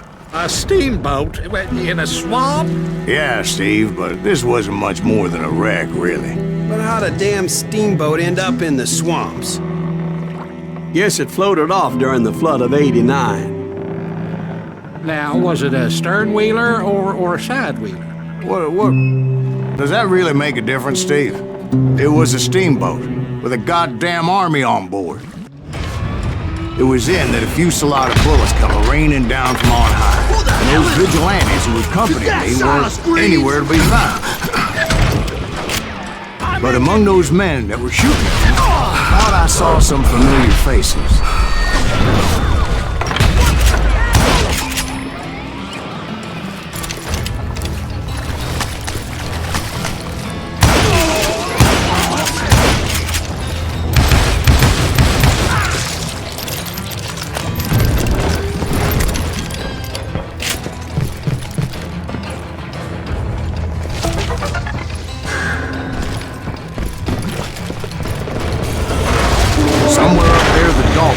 Waiting on me. Just killed Red? Sounds like you don't give up too easy. That's the kind of man I am, Ben. I set out to do something. I do it. Surrender just ain't in my nature. Plus, I'm stubborn as hell.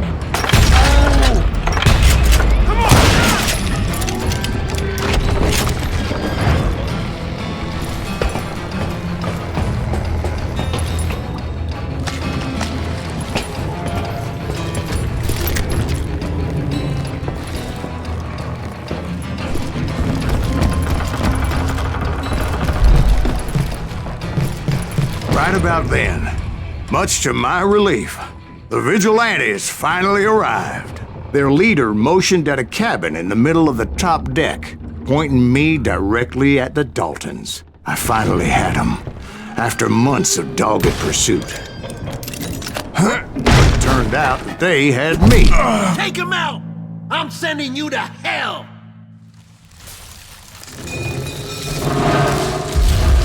The Daltons had played me like a fiddle. Apparently, the vigilantes were on their damn payroll. They didn't just want to shoot me. They wanted to burn me alive. But finding my way out of a burning labyrinth proved to be quite a challenge. It was a riverboat, right? I mean, it's not like it was a goddamn ocean liner. Well, yeah, but I was in a Did you fight. hear about that ship that's gonna launch next year? Largest one in the world. You're talking about the Titanic. If you ask me, it's too blessed big. I don't think it'll explode. So anyway... Don't be stupid, Steve. They know what they're doing. They say that the Titanic is unsinkable. Oh, God. But getting back to that steamboat, how'd you get off it, Mr. Breeze? I took in a lot of smoke that day, so I admit my recollection might be a bit hazy. But somehow I managed to finally disembark. It was time to settle this once and for all.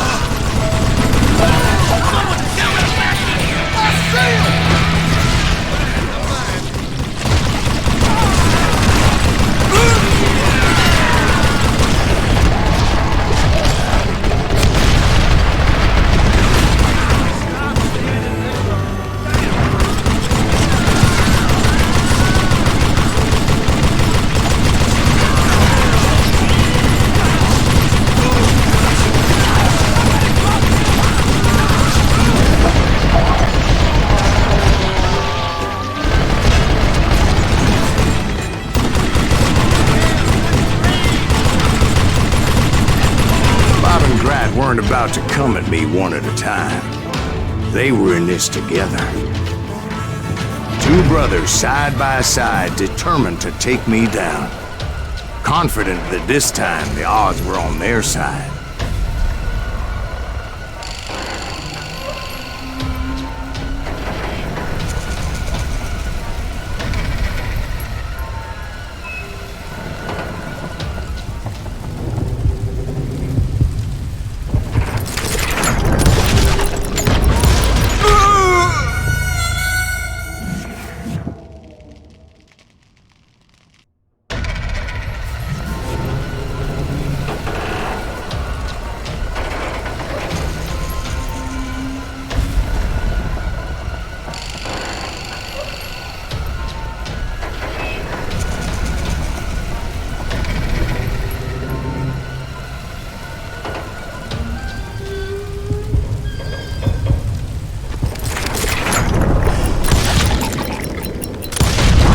They got it wrong.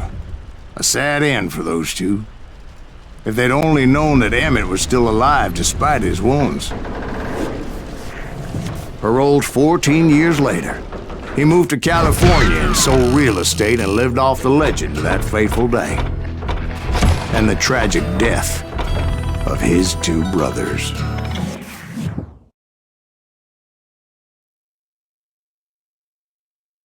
My own brothers died tragically as well, truth be told.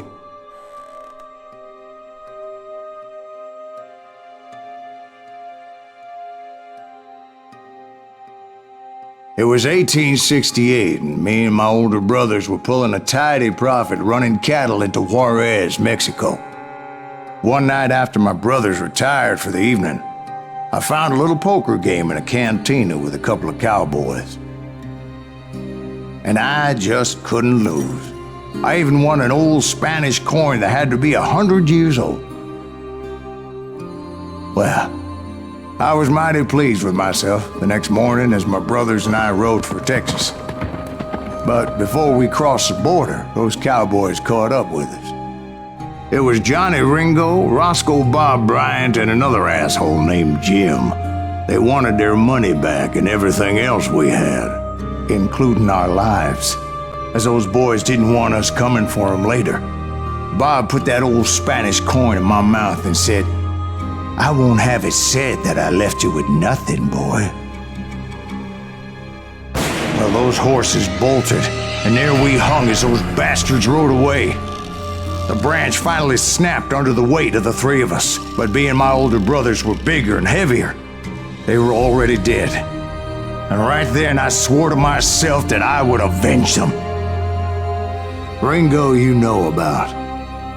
But Bob eluded me, until I heard he was riding with the Wild Bunch.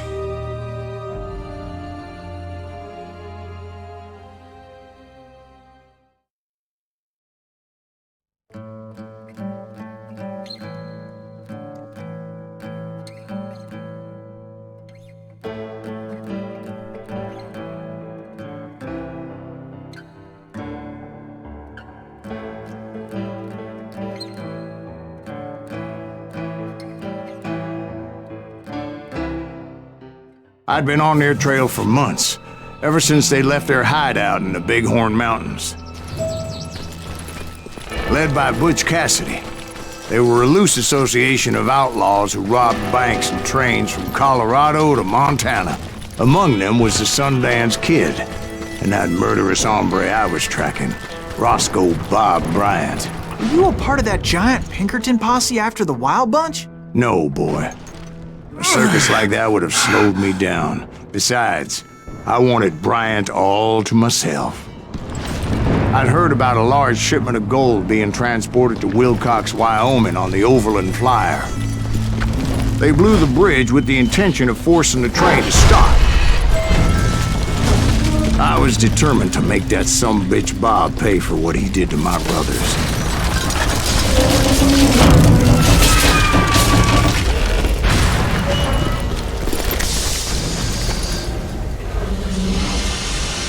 I found the device they used to blow the tracks, so I knew I was headed in the right direction. My ears are still ringing from blowing up that ridge.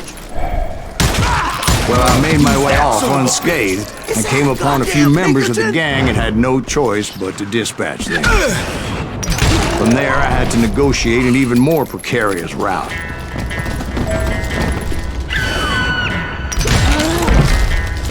I jumped from the frying pan into the fire as the train was clearly fixing to fall.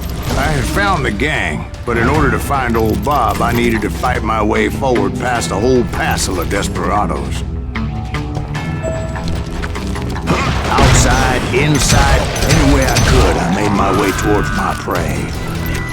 Well, what about the passengers? It was mostly a freight train, as I recall. There were no passengers aboard that day.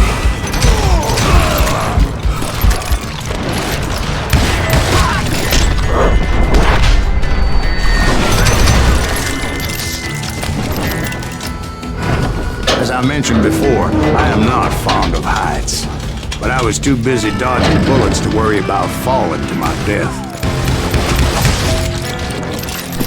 Odds were I was likely to die that day anyway, so I was determined to take down as many of those bastards as I could. At times, it was like shooting ducks in a shooting gun. The only difference is these damn ducks shot back.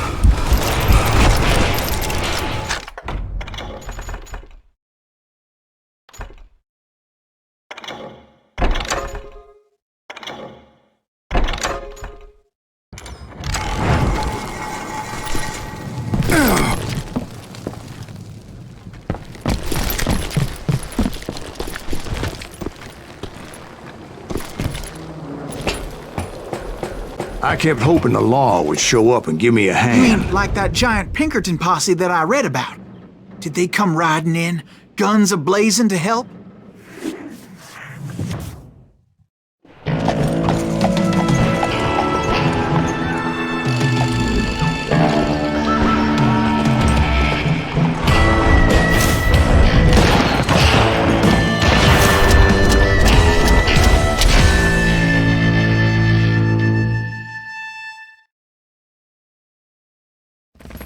Help?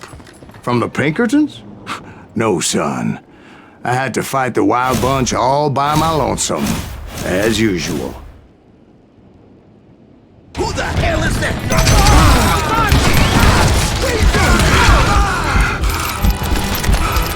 Take cover! Retreat! Retreat! He's killing everybody! He'll kill us all!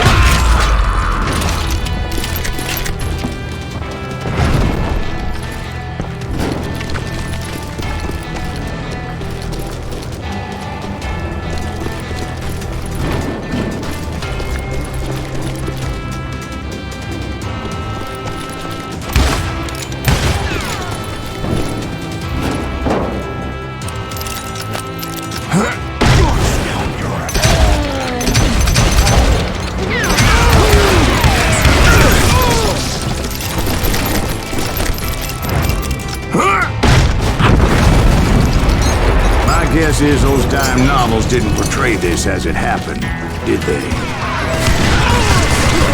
Only a few stragglers were left. I had to cut them down pronto if I was gonna stay on old Bob's trail.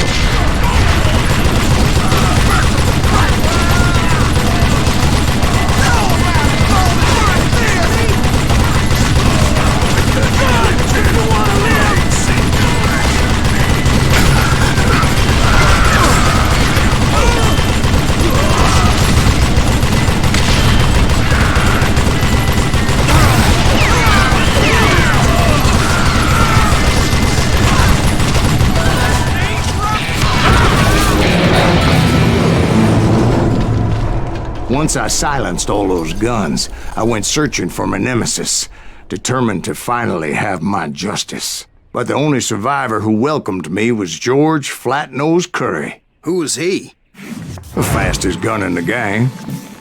Right after Sundance, I mean. And Kid Curry, and maybe Elsie Lay. Though some folks might dispute that.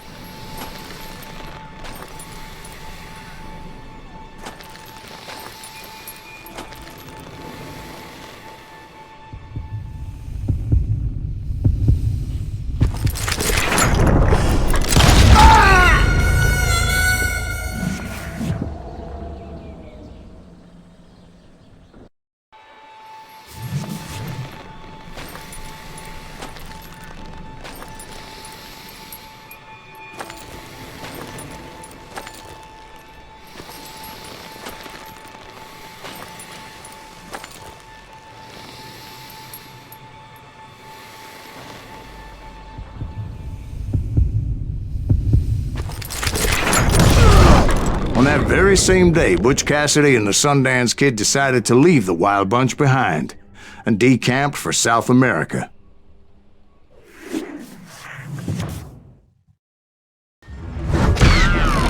They ended up living down there for many years, but I'm sure you already know all about that.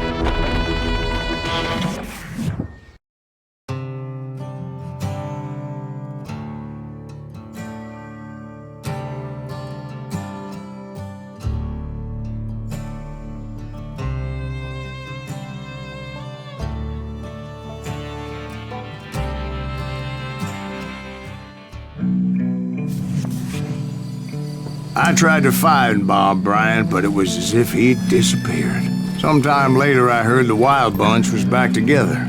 Kid Curry escaped from jail, and now he was running the whole shebang. So I took to their trail, as I was still in pursuit of my brother's killer and hoped that he was back with him.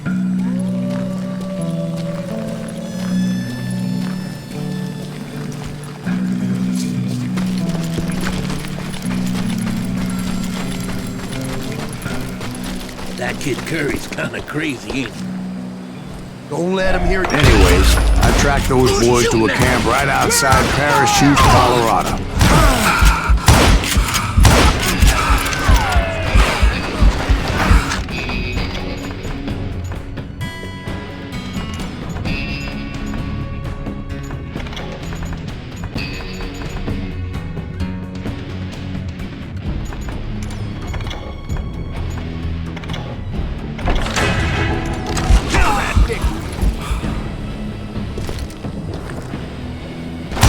Outnumbered, I didn't bother with a warning shot. I just started taking those bastards down.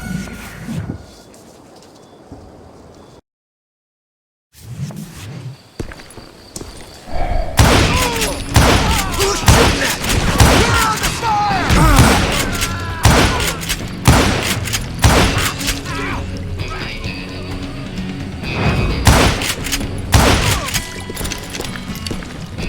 Old Bob wasn't among them, and neither was Kid Curry.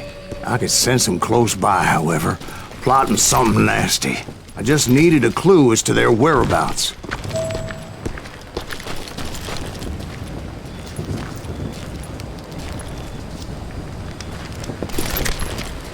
And I found one. A map with their bold plan clearly marked. This time they were fixing to blow up a train trestle. Property of the Union Pacific.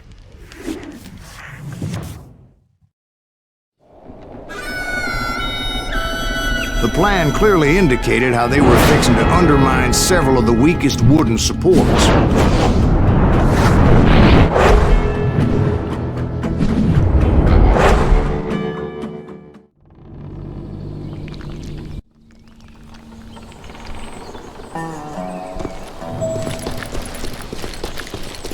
Kid Curry was considered the wildest of the Wild Bunch. It was said that he fathered 85 bastard children, though some say it was only 5. Kid Curry had bragged to a whore how he was gonna rob a train heading to the U.S. Mint in Denver. And that whore, Fat Sally, she told me. The bridge was rigged with dynamite, so I decided I'd best be careful confronting those bastards. A moment later, I saw a ladder that somehow had escaped my attention. Don't you blow us up now. Don't worry, I know what I'm doing.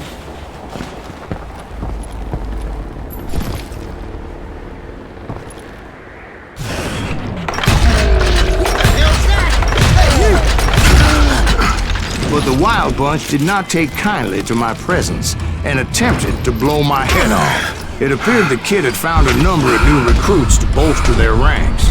Guess there's always desperate men willing to trade their lives for stolen treasure.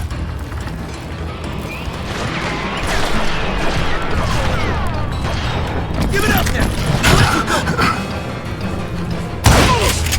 What happened next? Well, having removed the first bundle of dynamite, I decided I might as well remove the other one.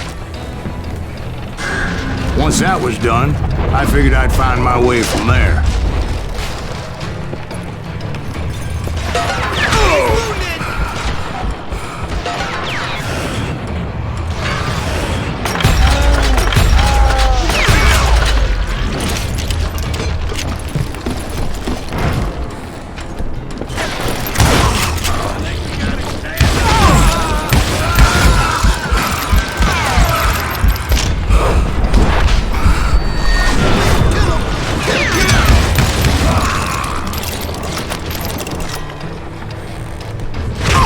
he's hurt now!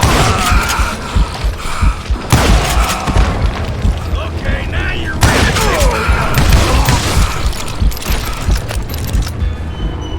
This ain't right!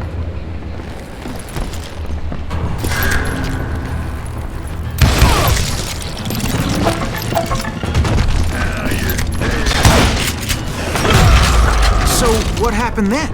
Had to remove more of that damn dynamite. It must have been terrifying trying to make your way across.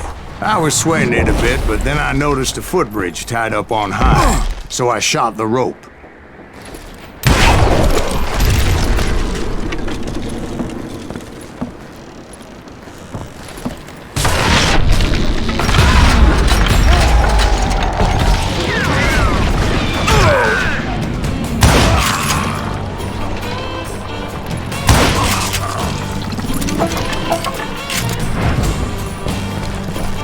So that was all the dynamite?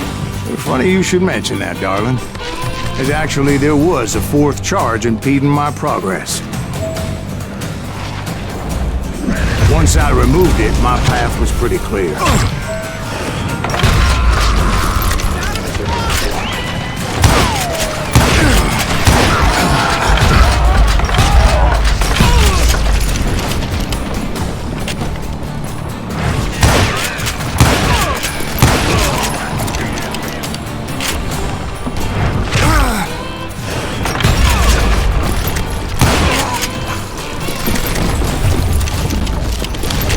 So I proceeded onward and realized that that way just wasn't gonna work. I needed an alternate path forward.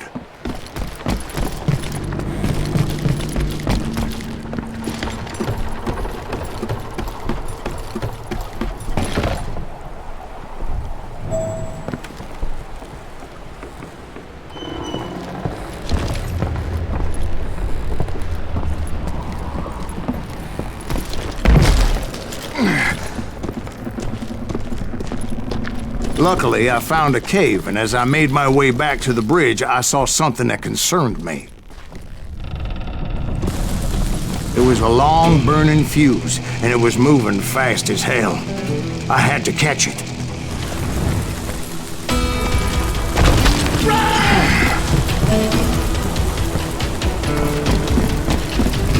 The burning fuse was so damn quick, I had to run like the wind. I almost had it, but no! Thought I was gonna have a coronary when I lost sight of those sparks. My heart was pounding like a sledgehammer. I knew that failure meant boom! Then, finally, at the last moment. Whew! Of course, I was successful, or clearly I wouldn't be talking to you folks here today. Naturally, I removed the last dynamite charge. Well, it was a touching reunion.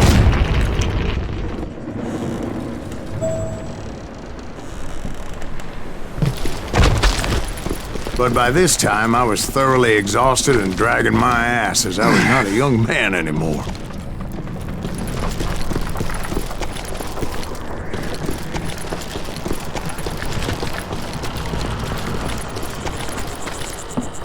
Kill that SOB!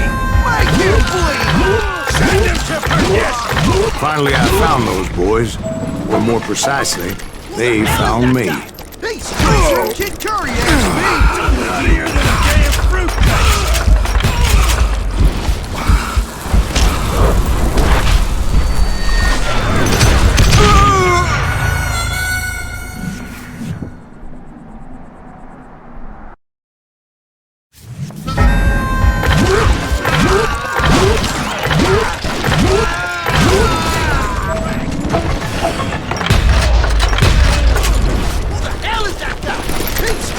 Kid Curry asked me! Nuttier than a damn fruitcake! Get around it!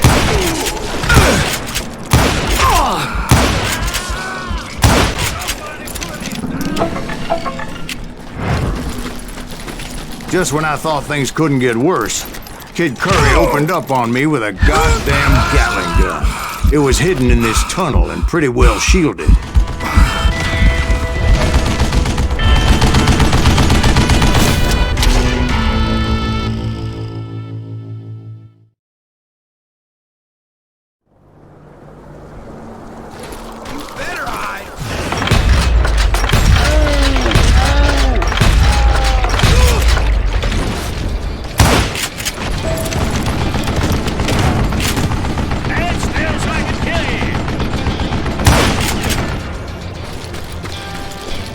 Luckily, I had located some dynamite. I still, however, had my work cut out for me. Mistake you'll ever make.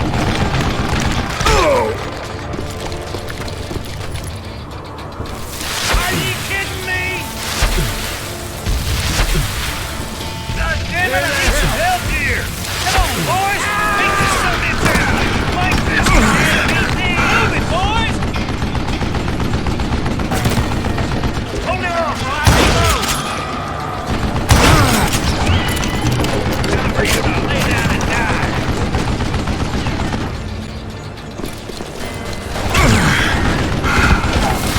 Damn! You know who I am? Beat fat bastard! Give me a hand here, goddammit! Eventually, I brought that tunnel down. And that's when I met Kid Curry himself. He had decided to stop pussyfooting around and deal with me personally. This is gonna hurt.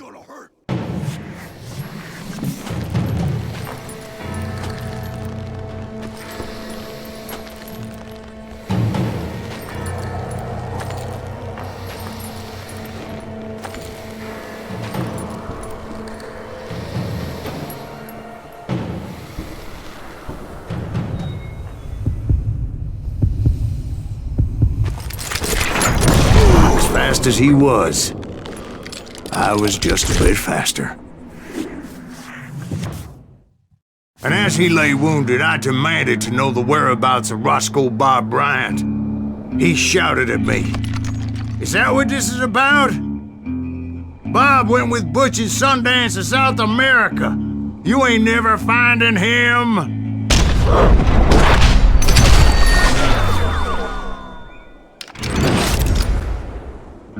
Those were his last words.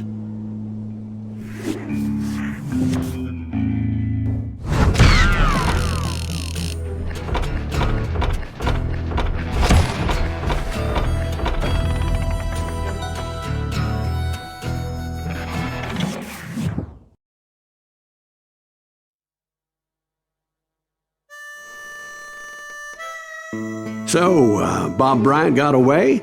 I knew I'd never find him in South America. What about the other killer? Yeah, you kinda glossed over that one. Well, I found Jim not long after my showdown with Ringo. At the time, he was riding with the James Younger gang. Did I neglect to mention that?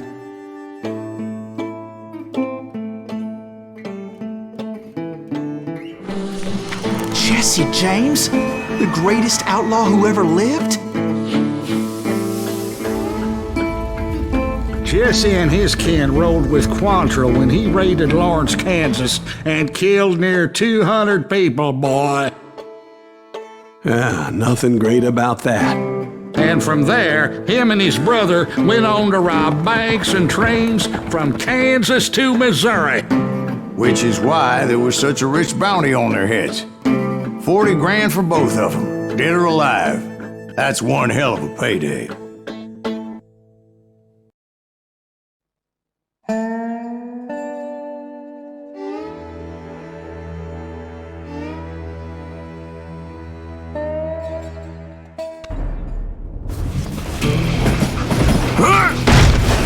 I confronted them as they were robbing a train. Bullets were flying at me from every which way. But I knew I'd have to fight my way forward if I was gonna find this Jim.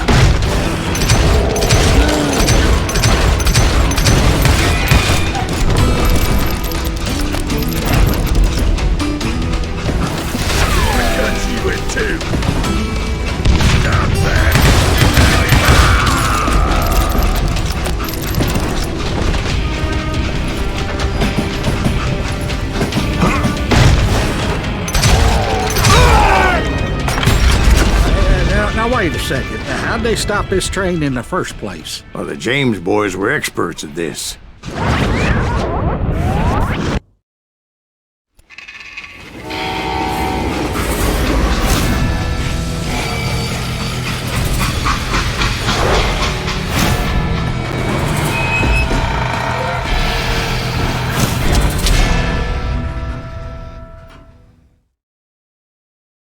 They hopped a freight train having heard there was a big payroll in the express safe.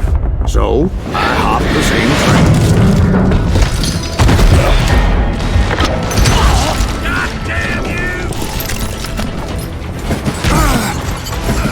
The James Younger gang was decimated after that little fiasco they had in Northfield, Minnesota. So Jesse needed more men and took on the killer I was after, along with a host of others. I was hoping to find my man and put a bullet in his head. Climbing around that train, I must have swallowed 100 damn bugs before I reached James that... Younger gang pulled the first train robbery west of the Mississippi. Sounds like you hold them in high regard. Everyone knows they were the most famous outlaw gang ever. And you took them all on by your lonesome. Again, I'm finding this all a little hard to swallow, friend. Well, maybe you need to wash it down with some whiskey. By the way, did I mention that that train was flying down those tracks like a bat out of hell?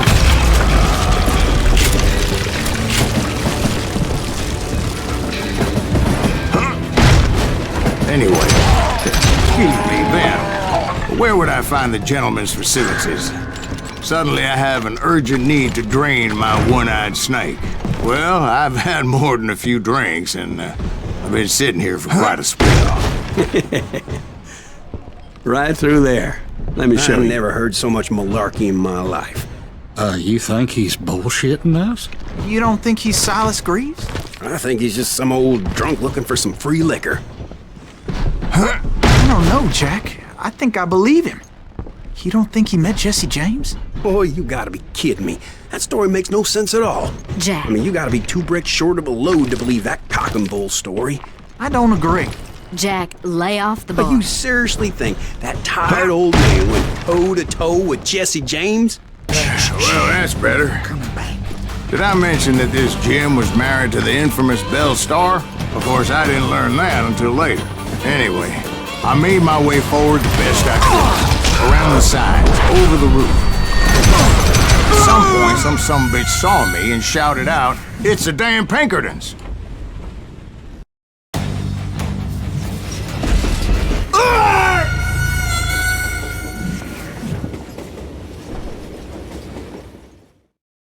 It was a rickety ride and quite precarious.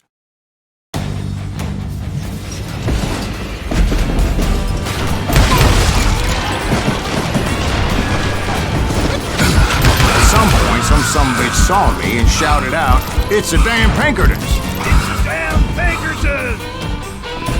Now, I never worked for that limey cocksucker, but I guess they assumed I was one of his assassins. Those evil bastards firebombed Jesse's mother's house and killed his stepbrother. So it's no wonder each and every asshole on that train wanted me dead. Everybody's always mistaking you for somebody else, aren't they? Why is that, I wonder? Don't rightly know, Jack. I'm just telling you how I remember it. I bet you are.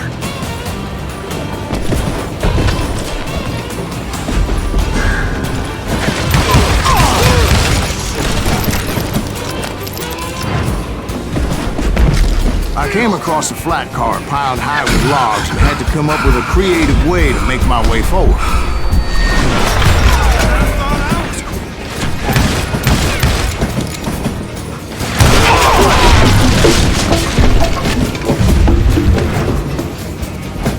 I wondered if I was ever going to find the front of that train, or the bastard I was after. Jesse hired a damn army after Northfield. Guess he didn't want to be outgunned like that ever again. Right about then, I was attacked by some asshole on a Gatling gun. Yeah, seems like you run into a lot of them. Asshole?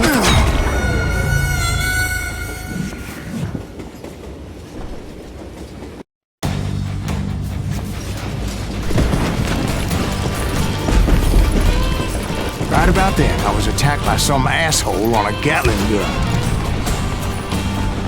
Yeah, seems like you run into a lot of them. Asshole? Gatling guns.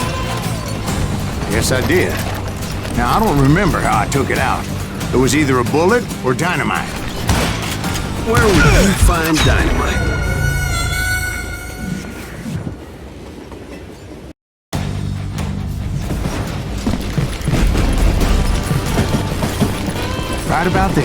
attacked by some asshole on a Gatling gun.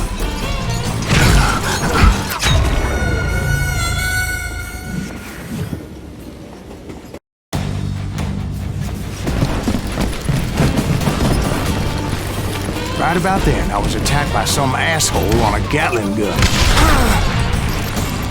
Yeah, seems like you run into a lot of them. Asshole? Gatling guns. Yes, I did. Now, I don't remember how I took it out. It was either a bullet or dynamite. Where would you find dynamite? Does it really matter, Jack? You're messing with the flow of the story here.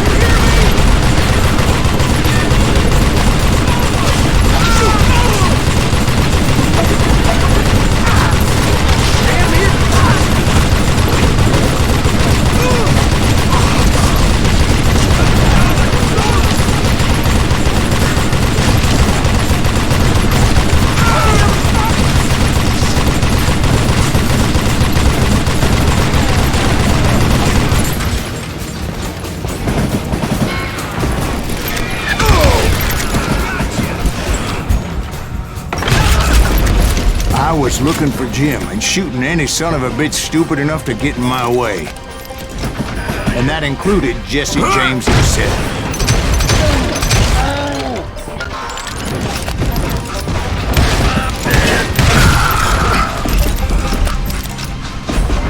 There sure were a lot of men determined to die that day.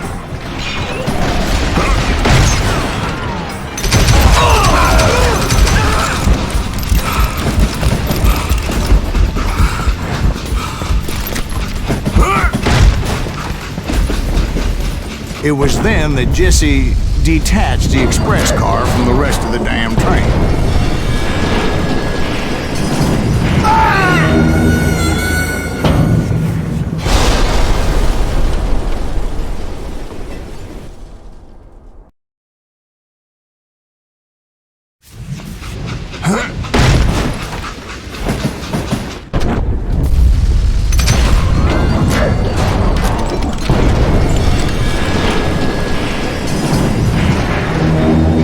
See Jesse waiting for me, fixing to kill me so he could get away with all that money.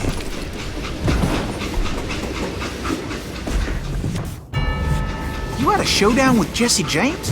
Of course he didn't. Everybody knows that Jesse was killed by Bob Ford. Yeah, Jesse went out like John Wesley Hardin. Coward shot him in the back of the head. Guess it doesn't matter how far you run, does it, Ben? Your past always catches up with you.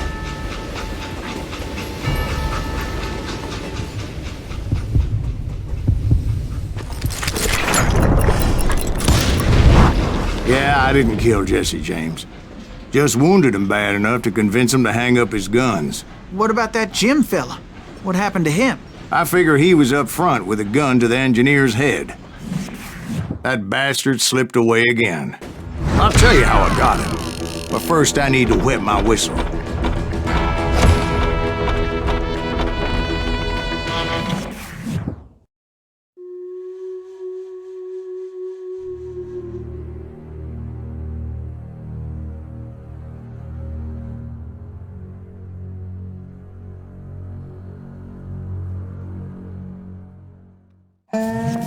After my showdown with Jesse, I continued to track his brother, Frank, and that sumbitch Jim. I followed those bastards into the high mountains as they were going to ground. What mountains would that be? Somewhere in the Ozarks, I believe. The perfect place to hide out from the authorities. In fact, before I could find them, some Indians who fled the Reds and were hiding out from the military found me first. After my showdown with Jesse, I continued to track his brother, Frank, and that sumbitch Jim.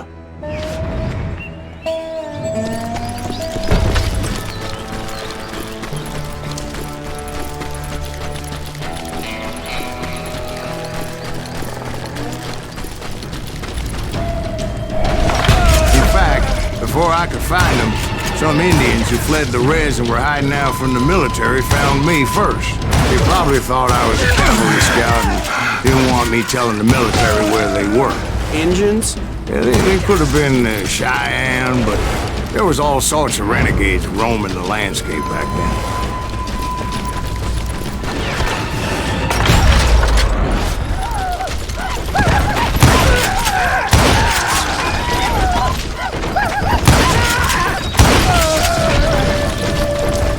Hey, how about another whiskey, Ben?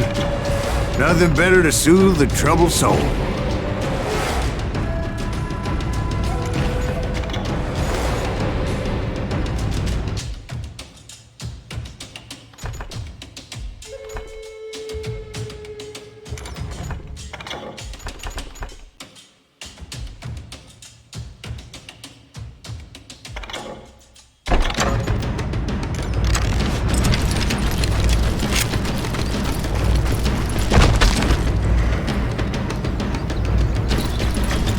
Now, where was I? Indians, right. I had more than my share of run-ins with the red man. Like that time, did I tell you about Grey Wolf? Yes, sir. You did. Ah, of course I did. In fact, I can still remember that old medicine man's words to me. Jesus Christ, we're back to that again? You carry great darkness in your heart. It will claim your soul. You will come to this place again and kill many more men, and the darkness will grow until it consumes everything you are.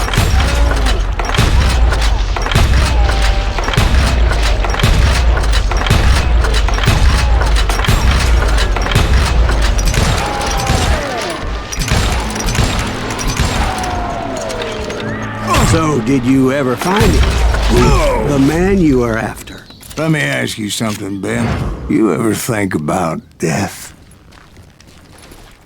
Mr. Greaves, are you all right? Ooh, death. Oh, death. Won't you spare me over till another year? What is this that I can't see, with ice cold hands taking hold of me? Well, I am death, none can excel. I'll open the door to heaven or hell. Oh, death. Oh, death. Won't you spare me over till another year? So, are you gonna answer the question? What question is that? Jim Reed. Did you ever find him? Reed was indeed that son bitch's surname. That's right, Ben. A despicable character. I remember him laughing like a hyena that cold morning they lynched me and my brothers. He was intent on avoiding my vengeance, but nothing was gonna stop me. Nothing.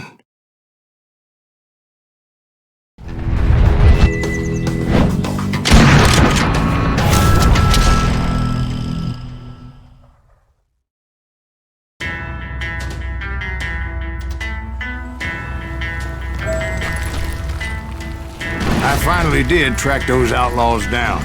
They had long rifles with scopes and were well positioned to pick off any poor soul who came anywhere close.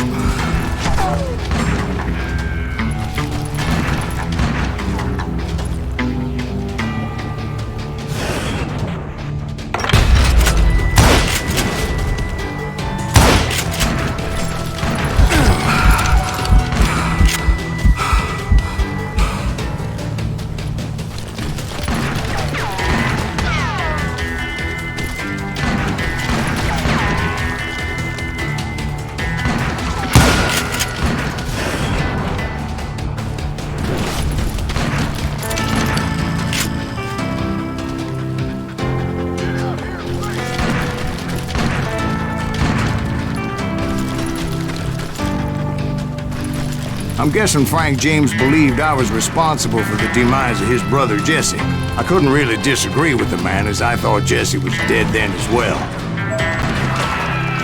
He backed off as I closed in on him, but he was still intent on killing me.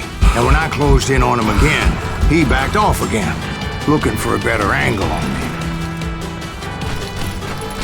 Hell, I can't fault Frank for wanting his revenge, as I was there for the same damn reason myself. At this point, I'm guessing you think Silas Greaves is a worse murderer than Jim Reed ever was. No, sir. A man who spent half his life killing somebody's brothers, fathers, sons. I think you were just looking for justice, sir. Is that what I was looking for, Dwight? Is that what it was? Justice? Isn't that why you were hunting the James gang? The James gang. Right. I finally found Frank holed up in his mountain cabin, and he was determined to have me dead.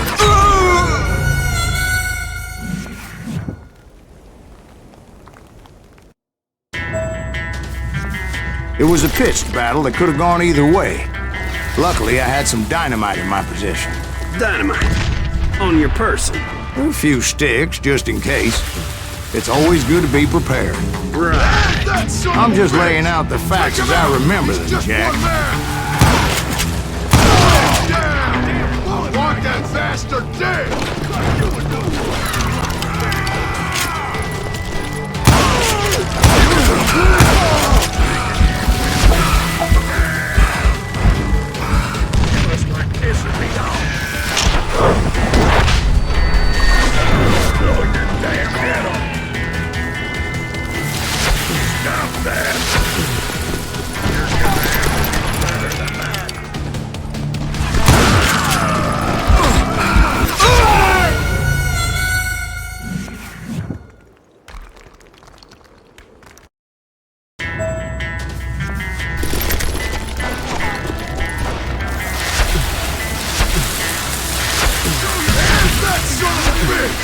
Take him out! He's just one man! Put him down!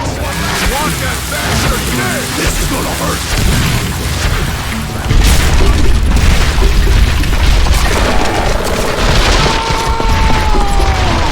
That old shack? Well, it went tumbling right off that cliff.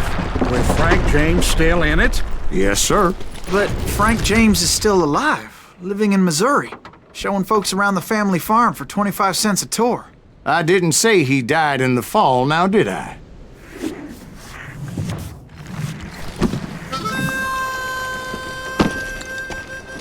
I'm done with this damnable outlaw life! Kill me, don't kill me, do what you will! At this point, I just don't give a shit!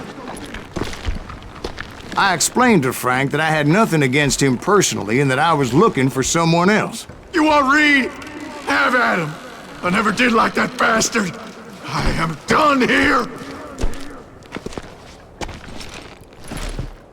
We parted in peace as Frank pointed out the path to my prey before making his way back down the hill.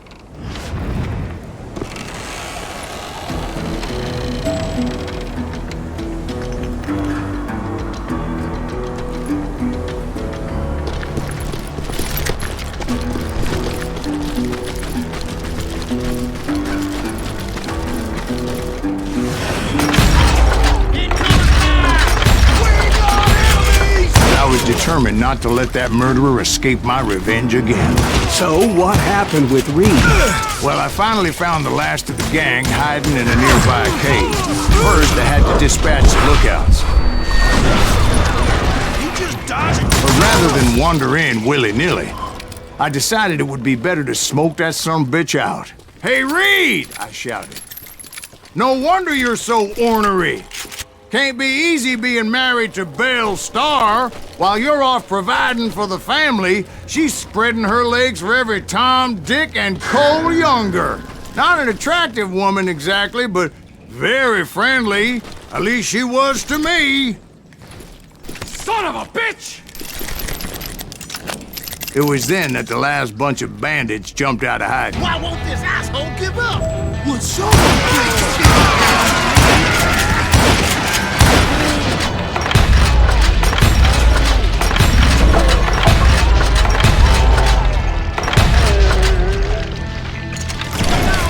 show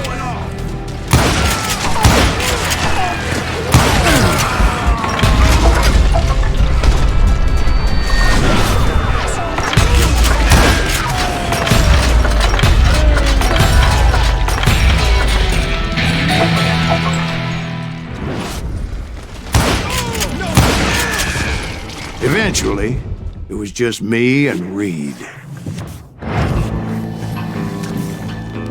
I had waited a long time to face him down, so I could repay him for what he did to my brothers.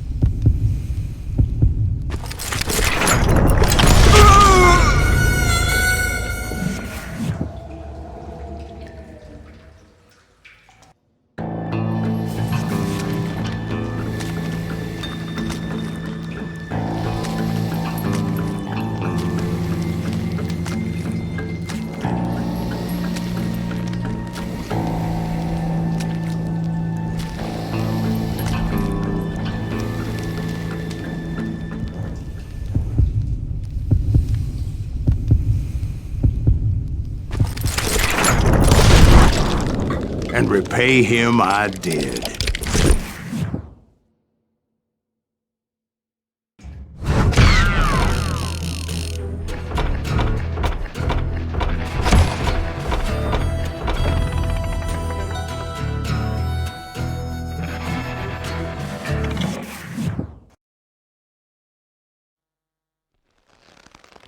Well, I don't know about you boys, but I'm pretty beat. Well, it's too damn bad you never found that Bob character. Seems a shame you never had to pay. Well, funny thing about that, I did have one more chance at him.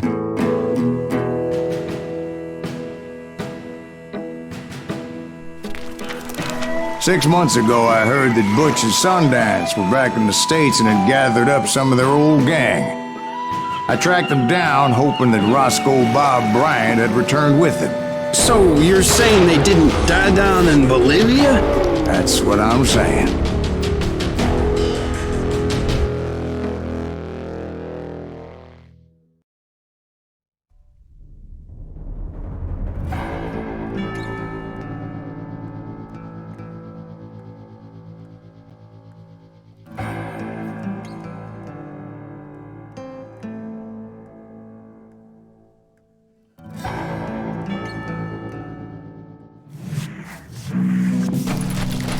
"40 years I had waited to get my hands on the last of my brother's killers. Not even an army of demons could have stopped me now.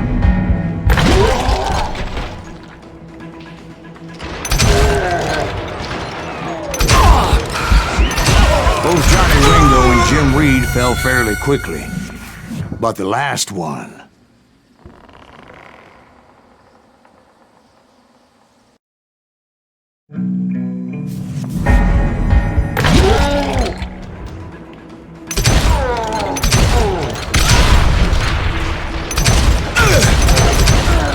Both Johnny Ringo and Jim Reed fell fairly quickly, but the last one, Roscoe Bob Bryant, that son of a bitch had managed to escape my vengeance time and time again. I couldn't even be certain I'd recognize him after all those years. By now, he had to be close to 70. For all you know, he could have been dead. That thought had indeed crossed my mind, as did others. For instance, did my thirst for vengeance turn me into something worse than the man I was after? By this point in my storied career, I had killed more men than Bob Bryant ever had. I was furious as hell at that bastard for making me who I am. A man with no family, no friends.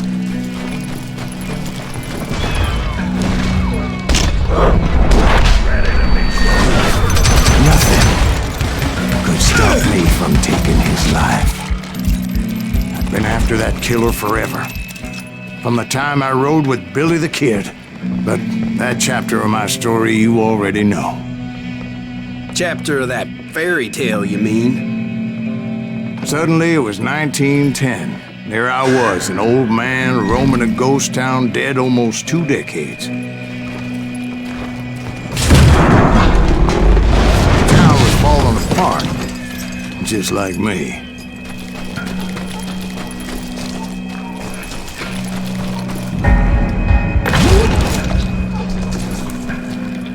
But I wasn't about to call it quits.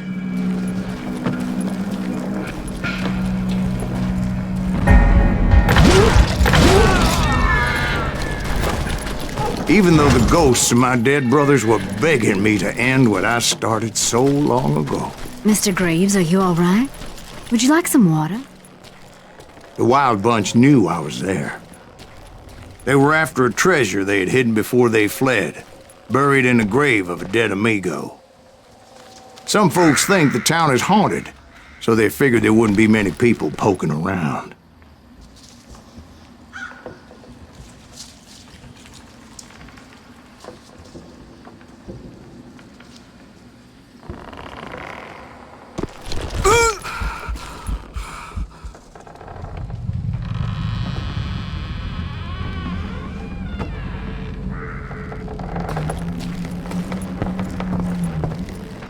I intended to fill that grave with Bob Bryant's corpse. But like I said, the bandits knew I was on to them. They lured me in and hit me with everything they had.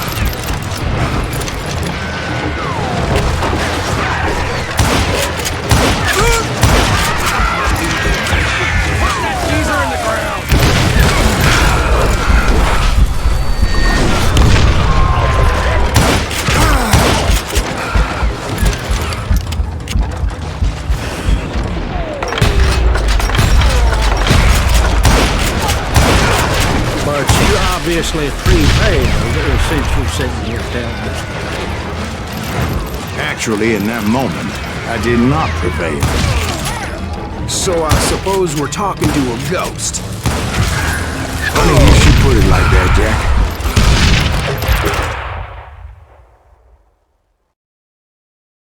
Because when I woke up... From the dead? There was silence all around me.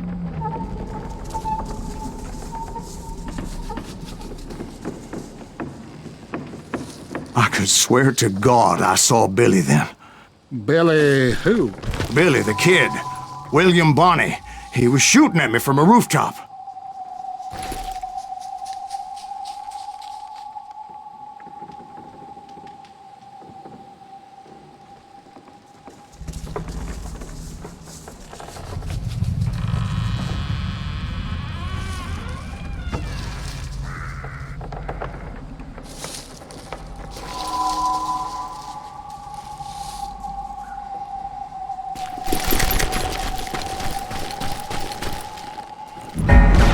Here, there, even over there.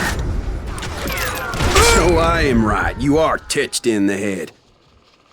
Mr. Greaves, perhaps we should switch you to coffee? You see that old Indian again, too? No, but I did see Billy's killer, Patrick Floyd Garrett. He came at me guns a-blazing. But I knew that old war horse had died 2 years before. I wondered if maybe I was dead too and confronting the ghosts of my past. Perhaps all my sins were coming back to haunt me and drag me down to perdition.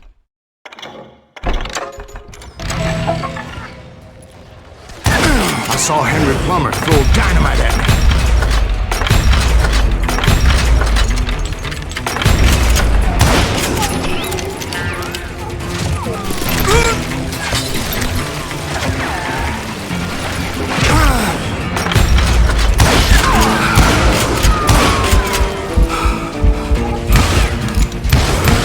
And in the gates of the cemetery, I saw John Wesley Hardin, just like I remembered him.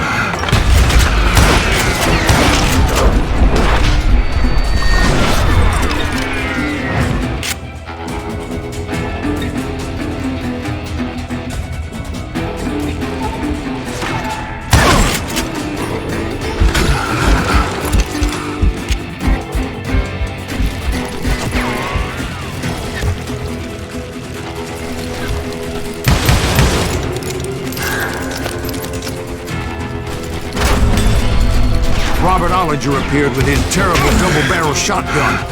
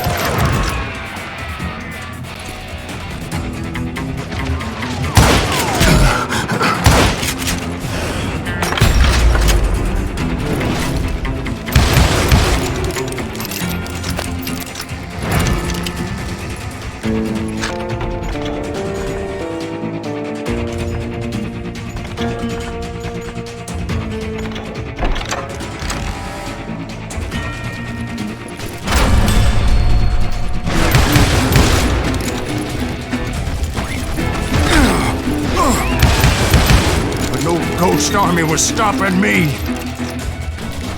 My father-in-law got hit with a fallen branch. He spent the rest of his life talking to dogs.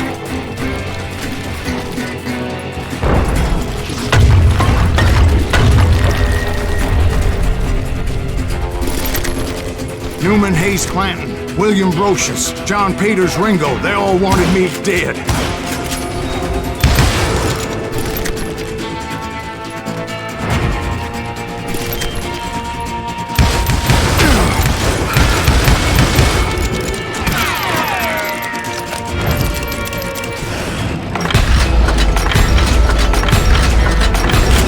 The Dalton brothers, Robert and Grattan, guardians of the Garden of the Dead.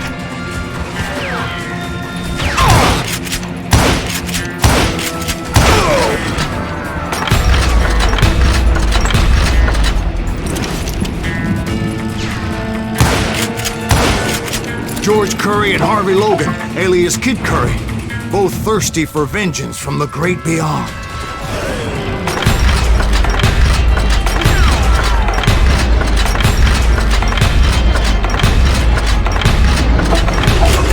Jesse, Woodson, James, and Jim Reed, each one deader than the next. I thought I would go crazy. thought.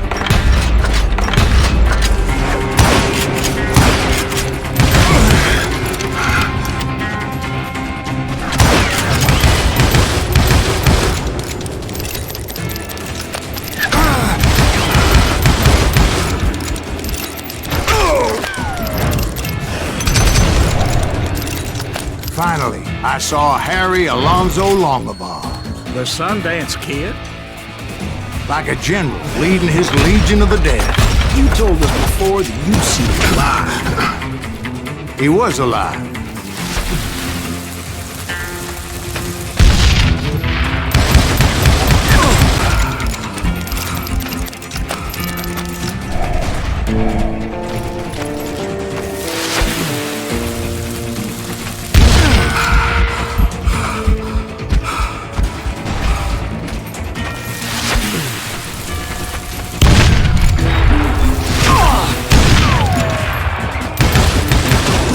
Then I heard a voice call to me from afar.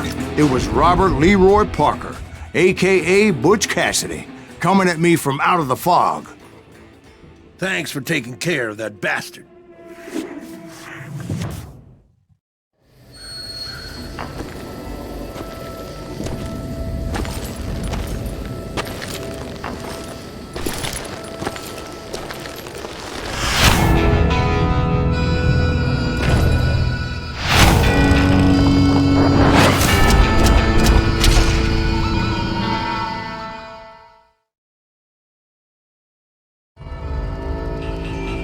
But the kid wasn't quite deceased. Not yet. Takes more than one little bullet to kill the likes of me, partner. Those two looked like they hadn't seen each other for quite a while. Clearly, they were no longer amigos. Shit. I was hoping I wouldn't have to kill you. You won't have to, Butch. I'm killing you first. I asked them about Bob Bryant, but they were too busy with their own heated conversation. Let me get this shit straight. You want my money and the love of my life? You frittered it all away, Butch. Etta's mine. So is that damn money. I didn't want to shoot anybody until I had an answer to my question, but those boys didn't give me much of a choice.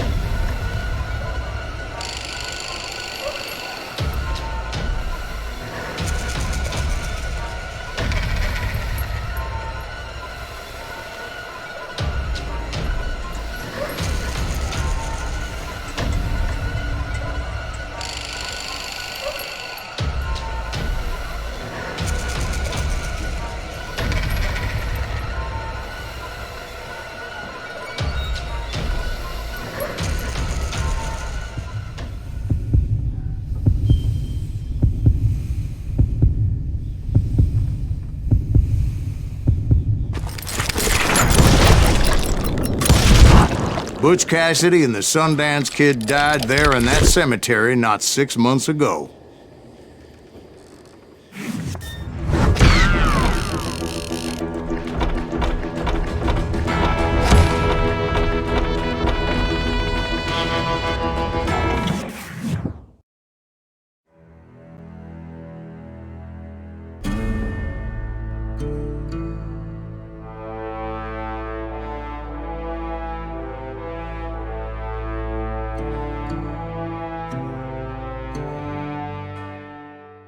Butch Cassidy and the Sundance Kid were killed by the Bolivian army. Everybody knows that. That's the legend, but it ain't the truth.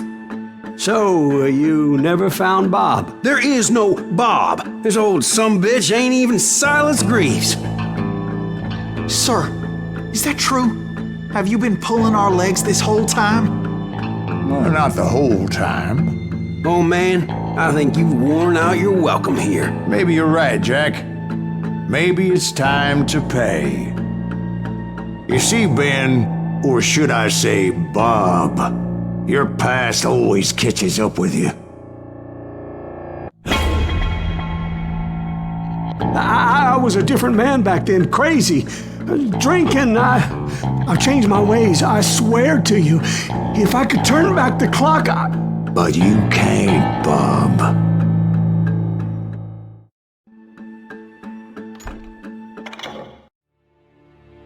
Why'd you toy with me like that? Telling those tales, knowing all along. Why not just lay your cards on the table? Wanted to suss you out, Bob. See what kind of man you turned out to be. Maybe prod you into drawing on me. See, all those years on your trail turned me into a killer.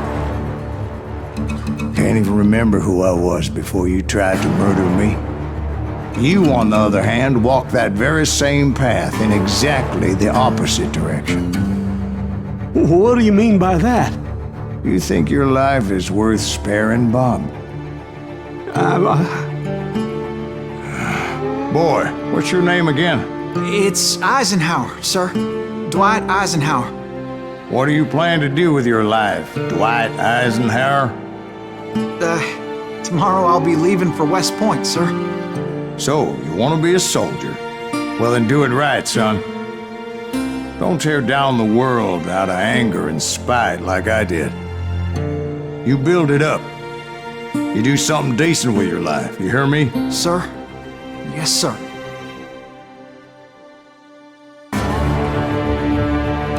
I won't have it said I left you with nothing, Bob.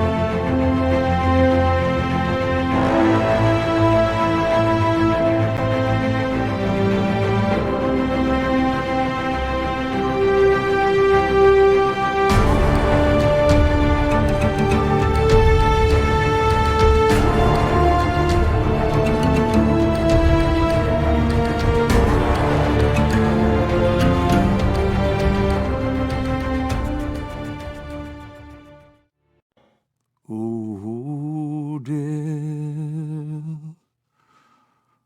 Oh, dear. Won't you spare me over till another year?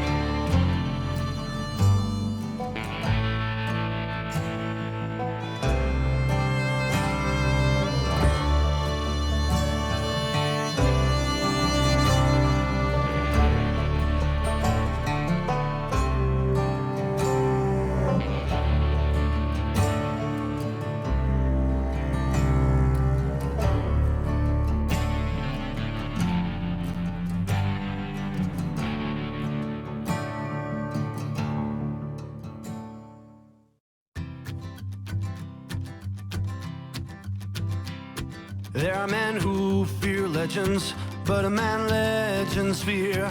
He's a four-hosted reaper, crying bullets for tears. When a drought comes in justice, bullets make good rain. When the heartache has dried up, only blood heals the pain. There's a time for grieving and a time to just pray. There's a time for forgiving, but it's not for today. You can hide sins from the gavel, you can drown them in rum. When silence grease finds you, there's nowhere to run. And time goes too slowly for the gunslinger's eye. Till he's buried his promise, there's no time to cry. There's a time for grieving and a time to just pray. There's a time for forgiving, but it's not for today. There's a time for grieving and a time to just pray.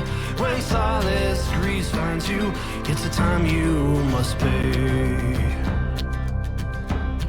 That's a time you must pay.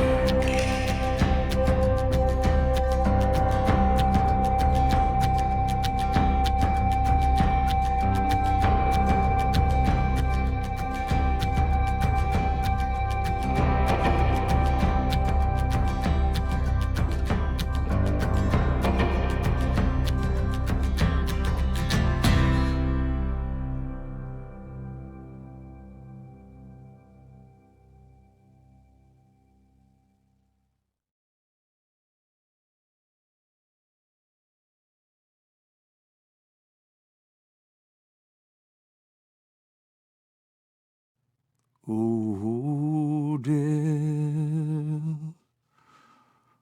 Oh, dear.